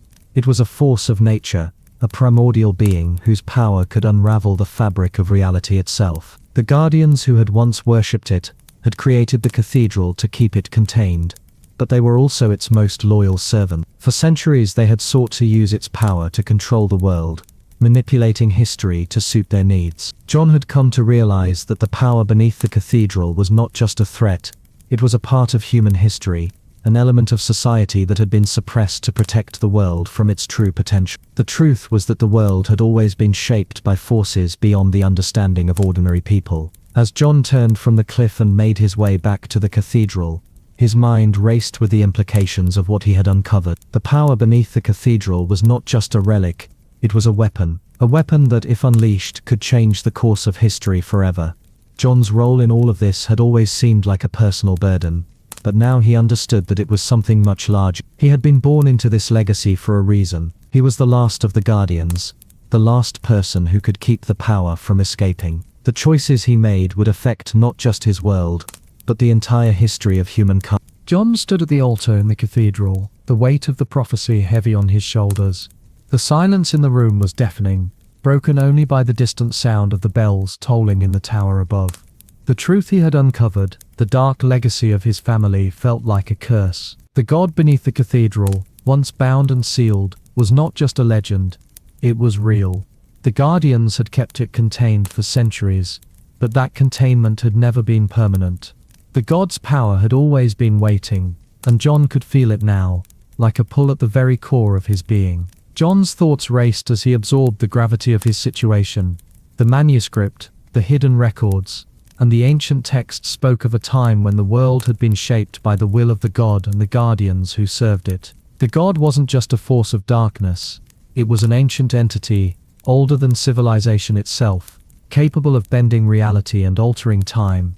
It had been worshipped, feared, and controlled, its power used to manipulate kingdoms, topple rulers, and create history as we knew it. But now that same power was on the verge of being unleashed again. John had always known that the bells held a deeper meaning, but the truth had never been so clear. The bells were not just markers of time, they were the key, the signal that would either keep the god locked away or bring about its return. And John, the last of the Guardians, was the one who had to make the decision. He was the one who had to decide whether to complete the ritual and seal the god away forever, or to let the god rise and reshape the world in its image. The weight of his family's legacy was a burden he had never asked for. He had always resented the bells, the rituals, the expectations placed on him by his bloodline. But now, standing in the crypt, he realized that he had no choice. The legacy was his to carry, whether he was ready or not. His blood had been chosen long before his birth. The god, the darkness beneath the cathedral, had been waiting for him, for the last of the Guardians, to either free it or bind it forever. John's gaze turned to the altar where the remnants of the ancient rituals lay scattered, burned incense, faded scrolls, and forgotten relics of a time long past. Each piece had a purpose. Each item was a tool to control the power beneath the earth. But John knew it wasn't just about performing the rituals. It was about understanding the true nature of the power they had been guarding. He stepped forward, his fingers brushing over the ancient text that lay open on the altar. It spoke of a ritual that required both the bloodline of the Guardians and the toll of the bells to complete. The text was cryptic, written in a language that only the Guardians had understood, but John could decipher enough to understand the basic principle. The bells were the binding force, the key to keeping the god sealed. But there was one disturbing line that John kept coming back to. When the last bell tolls, the god shall rise, and the keeper shall choose his fate. John's heart skipped a beat.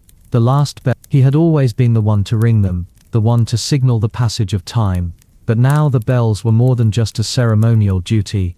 They were the very mechanism that would either keep the god locked away or free. The weight of that knowledge hit John like a wave, crashing over him with a force he wasn't sure he could withstand.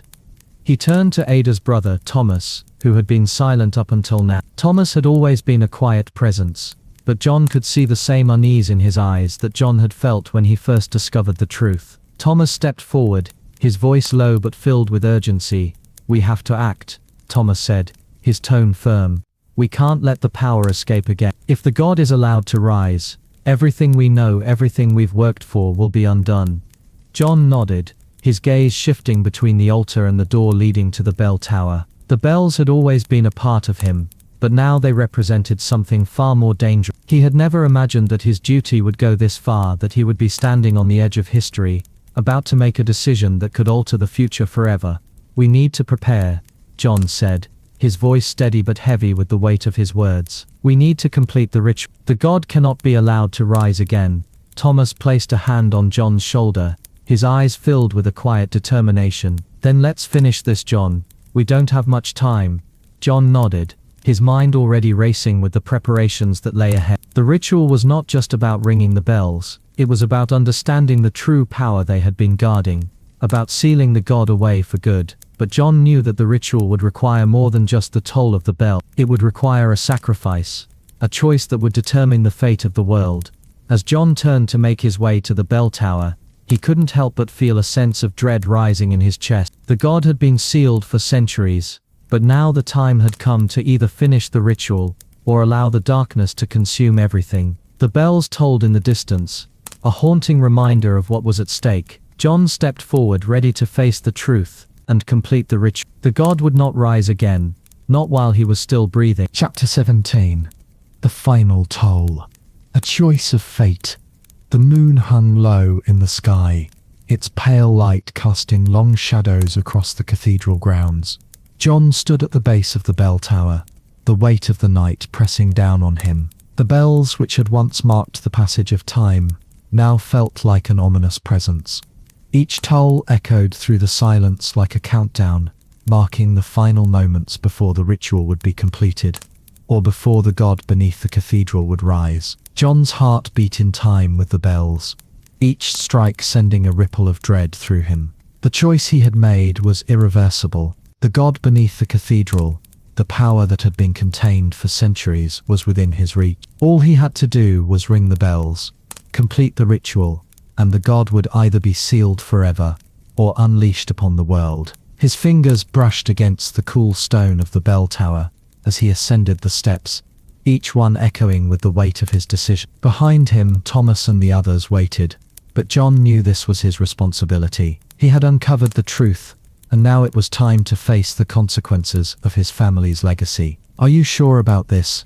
Thomas's voice echoed from below. John paused, turning to look down at his friend. The worry in Thomas's eyes was evident, but John could see the resolve in his expression. They had come this far together, but the final step was John's alone to take. John nodded, his jaw clenched. "It's the only way. I have to finish what was started. The god can't be allowed to rise again." Thomas didn't argue. He knew John's determination, the same determination that had driven him to uncover the truth about the bells, the crypts, and the god, the same determination that had led him here, to the very heart of the cathedral, to make the final choice. John turned away and began climbing the rest of the stairs, each step bringing him closer to the bells and to the dark power that had been sealed beneath the cathedral for centuries. The wind howled through the tower, the sound a reminder of the forces that had been at play long before John was born. When John reached the top, he stood before the massive bells, their dark metal gleaming under the moonlight. The largest bell, the one that had tolled for centuries, stood at the center, its rope hanging motionless. The air was thick with anticipation, the silence oppressive. The moment was upon him. John's hand reached for the rope, his fingers trembling. The bells had always been a symbol of his family's legacy, a legacy that he had never asked for but could never escape. Now they represented his choice, his final decision. He could feel the weight of history pressing down on him, the eyes of those who had come before him watch. As his fingers gripped the rope, a surge of energy shot through him, the power of the bells coursing through his veins. He closed his eyes, taking a deep breath, and pulled. The sound of the bell rang out, its deep toll reverberating through the air. The sound was more than just a noise. It was a signal, a call to the god beneath the earth. John felt the vibrations in his chest, in his bones, as the power began to stir. He didn't know if he was ready, if anyone was ready, but he knew this was his fate. The bells would toll again, but this time they would either seal the power forever or release it once more. John gritted his teeth as he pulled again. The second toll was louder, more forceful. He felt the air around him shift, the darkness beneath the cathedral stirring in response. The god was awake. It was coming. John's mind raced as the bells tolled again, each strike resonating in his soul. The power was breaking free, and John could feel the weight of his decision in every fiber of his being. The god was almost here. The ritual was nearly complete. The final toll of the bells echoed through the night, vibrating the very foundations of the cathedral. John stood frozen, his grip still tight on the bell's rope, his heart racing as the dark energy from below surged upward, responding to the call. The world around him seemed to bend and twist, the air thick with the promise of what was to come. He had done it. He had completed the ritual, but was it enough to contain the god's power, or had he just unleashed the end of the world? The silence that followed the last toll was deafening, and for a brief moment, John wondered if he had failed. The god's presence, the darkness he had been warned about, was pressing in from all sides. The vault beneath the cathedral seemed to hum with an ancient energy, as though it were alive, waking from a long-forgotten sleep. John stepped back from the bell rope, his body trembling from the effort. He could feel the god's power seeping through the cracks in the cathedral, slipping through the edges of the ritual, reaching for freedom. "Is it done?" Thomas called from below, his voice tinged with both hope and fear. John turned, his face pale as he met Thomas's gaze. "I don't know," he said, his voice barely a whisper. "The bells have tolled, but it feels like it's only just begun. Thomas climbed the stairs quickly, reaching John's side. His eyes were wide with concern. "John, we have to act fast. The seal, it's weakening. I can feel it." John nodded grimly, his mind racing. He could sense it now too.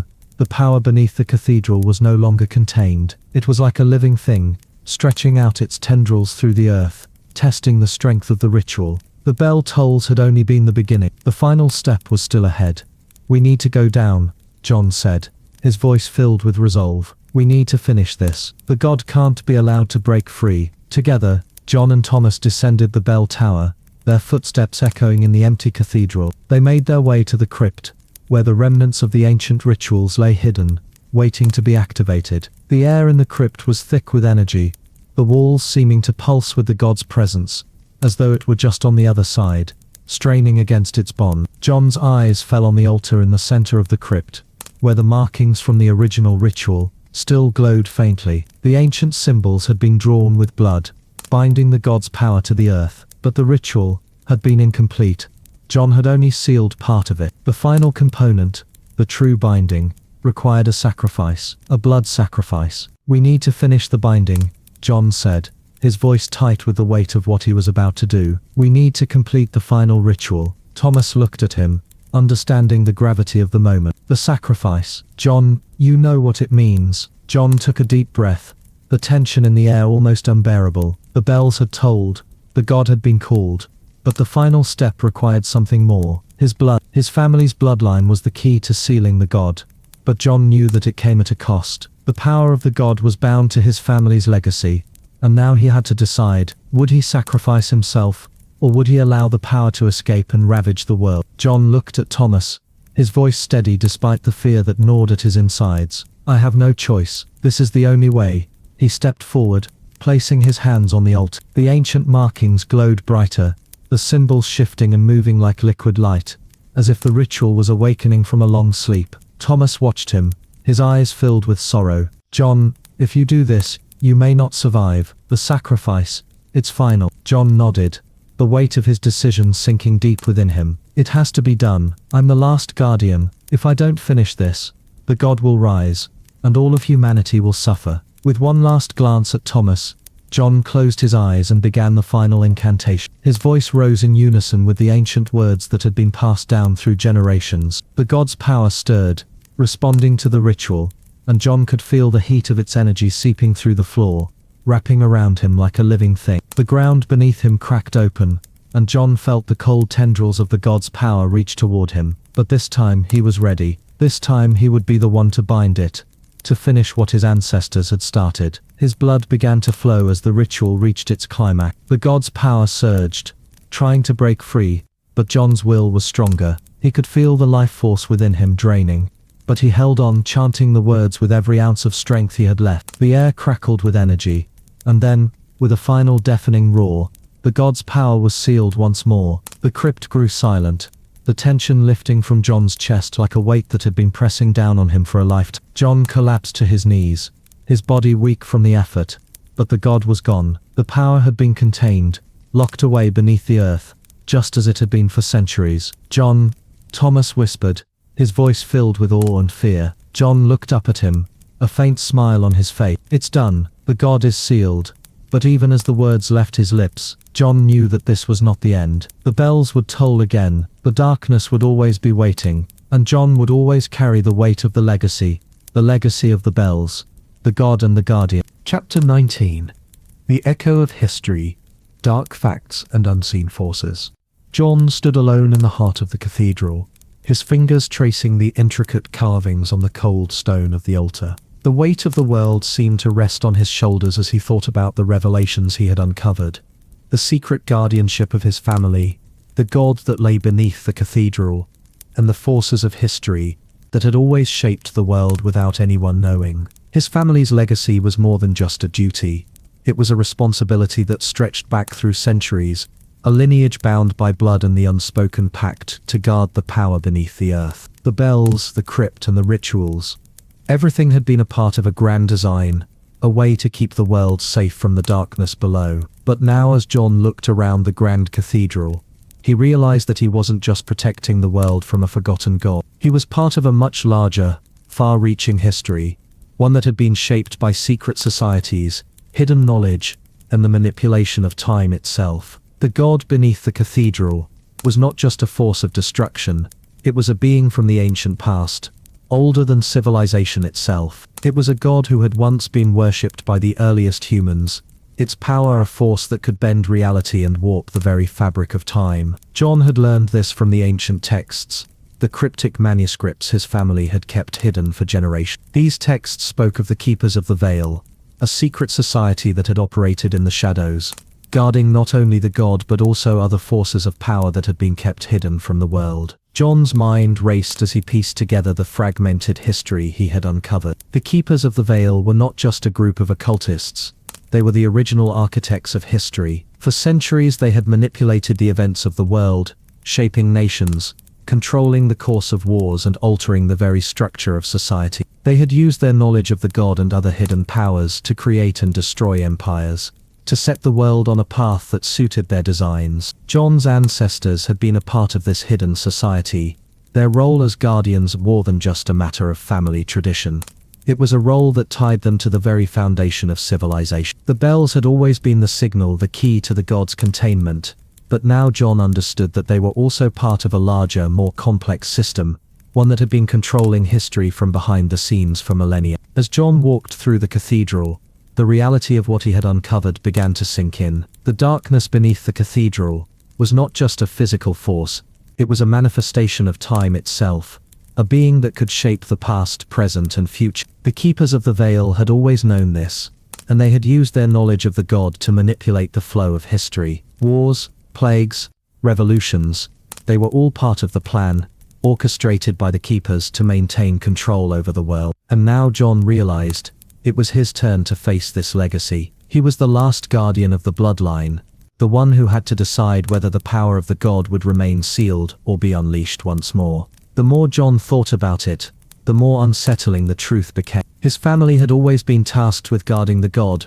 but they had never fully understood the scope of the power they were keeping contained. The Keepers of the Veil had kept the knowledge hidden, manipulating the world from the shadows, but John had uncovered their secret. The god's power was not just a force of destruction, it was a force of creation, capable of rewriting history itself. And John was the one who had to decide whether to let it remain locked away, or risk everything by freeing it. John's gaze turned to the bell tower, where the ropes of the bells hung in silence. The tolling of the bells had always been a part of his life, a sound that marked the passage of time, but now he understood that the bells were more than just a tradition. They were a tool, a signal, a way to control the forces that lay beneath the cathedral. The god could not be allowed to rise again. The world had already been shaped by its influence, and John knew that the stakes were higher than he had ever imagined. The reality of the choice before him was staggering. If the god was released, it could rewrite history, changing everything, every event, every moment into something unrecognizable. The balance of the world would be shattered. But if the god remained sealed, John's family would continue to carry the weight of the past, guarding a secret that could never be revealed. The legacy of the bells would continue, passed down through generations, until the day when someone else would have to make the same choice. John knew that there was no simple answer. There was no way to undo the past, to erase the mistakes that had been made. The darkness beneath the cathedral was not just a force of evil, it was a force of balance, of control. And John had to decide whether to maintain that balance, or risk everything by breaking the seal. The tolling of the bells broke through his thoughts, and John realized that the moment had come. He couldn't avoid it any longer.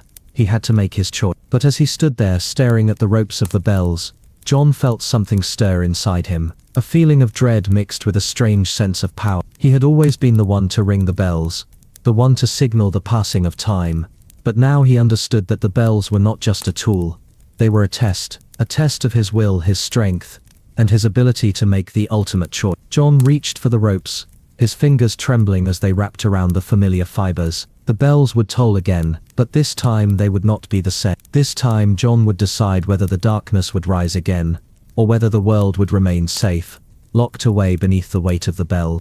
John's fingers tightened around the bell rope, his heart racing as the first vibrations from the bells pulsed through his body. The air around him seemed to grow heavier, the pressure building with every passing second. The god beneath the cathedral stirred in response to the sound, its ancient power beginning to rise from its long imprisonment. John could feel it, the god's presence, a dark force that seemed to penetrate every corner of the cathedral, creeping through the walls, the floor, and into his very soul. For a moment he hesitated. The bells tolled again, louder this time, their resonance shaking the very foundations of the cathedral. The vibrations traveled through John's chest, a reminder that the god's power was not something that could be contained forever. It had been waiting, biding its time, and now that the final toll had come, it was reaching out to him, calling him to make the ultimate choice.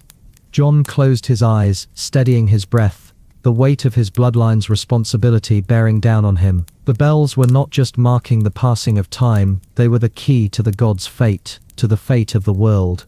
His ancestors had carried this burden for centuries, keeping the god sealed away, but John knew that there was no way to prevent it forever. The time had come for him to decide whether the world would continue as it was, or whether the god would rise again. His mind flashed back to the manuscript, to the ancient scrolls he had found hidden deep within the cathedral, the dark secrets of the keepers of the veil. The society that had guarded the god and other forces of power flooded his thoughts. They had used the god to shape history, to control wars, to manipulate the rise and fall of empires. The true history of the world was one of hidden powers, secret societies, and the manipulation of time itself. John's bloodline had been entrusted with the task of protecting the world from this power. The bells were more than just a legacy, they were a signal, a reminder that the god was always waiting, always watching. John had been born into this role whether he liked it or not, and now he was the one who had to face the god's return. The bells tolled once more, their sound echoing through the cathedral like a final warning. John knew that the power of the god was not something that could simply be ignored. It was a part of him now, part of his family's legacy, and it was up to him to decide what to do with it. With a final breath, John pulled the ropes once again. The bells rang out, their deep sonorous sound reverberating through the cathedral, shaking the very air around him. He could feel the god's power responding, its influence growing stronger with each toll. The god was rising. There was no turning back now.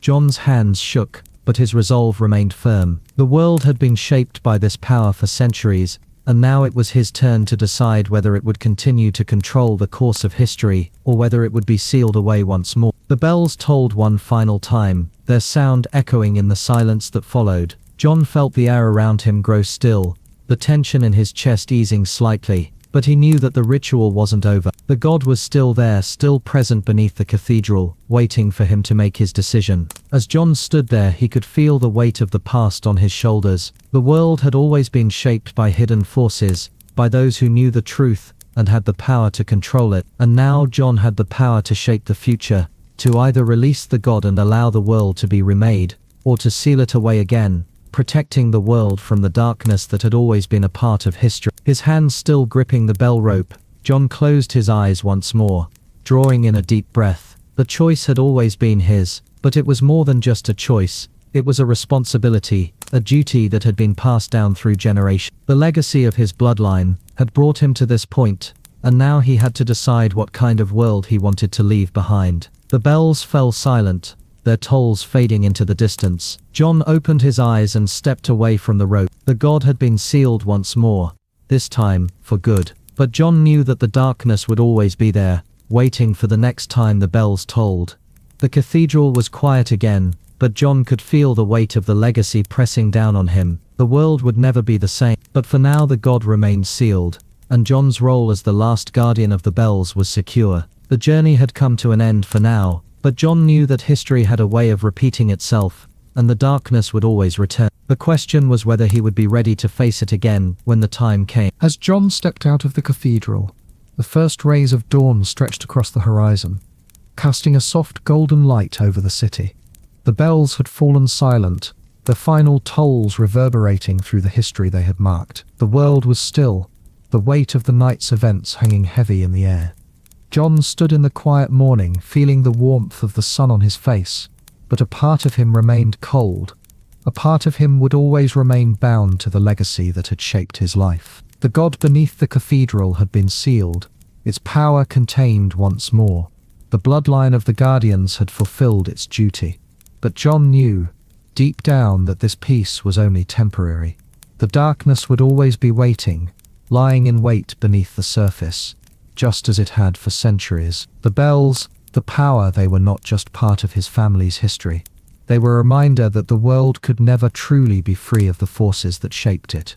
John's journey had been one of discovery, of uncovering the truths that had been buried for so long. He had learned of the God, the keepers of the veil, and the secret societies that had manipulated the course of history. He had faced the darkness, confronted the power that lay beneath the earth, and made the ultimate choice. But even as the bells fell silent, John understood that his role as the last guardian was not finished. It was a legacy passed down through the ages, and it would continue as long as the world was bound by the forces of darkness and light. The city around him, still waking from its slumber, seemed unaware of the ancient battle that had taken place beneath their feet. To the people, John was just another face in the crowd, a young man whose life had been shaped by family, by duty, and by legacy. But John knew the truth. He was more than just a man. He was the keeper of history, the left line of defense against the forces that could tear the world apart. He turned and walked away from the cathedral, the sound of his footsteps the only noise in the quiet morning. The world was waiting for him, but John knew that the journey ahead would never be easy. The darkness would rise again, the bells would toll again, and when that day came, John would be ready. For now, however, he was free to live a life that was his own, to choose his own path. But the legacy of the bells, the God and the guardians, would always be with him, a constant presence in his heart. And so as the sun rose higher in the sky, John took a deep breath, feeling the weight of the world on his shoulders. He had made his choice, and now the future was his to shape. The world would continue to turn, the bells would toll, and history would unfold as it always had. But John had played his part. The God beneath the cathedral was sealed for now, and John, the last guardian, was free, until the bells tolled once more.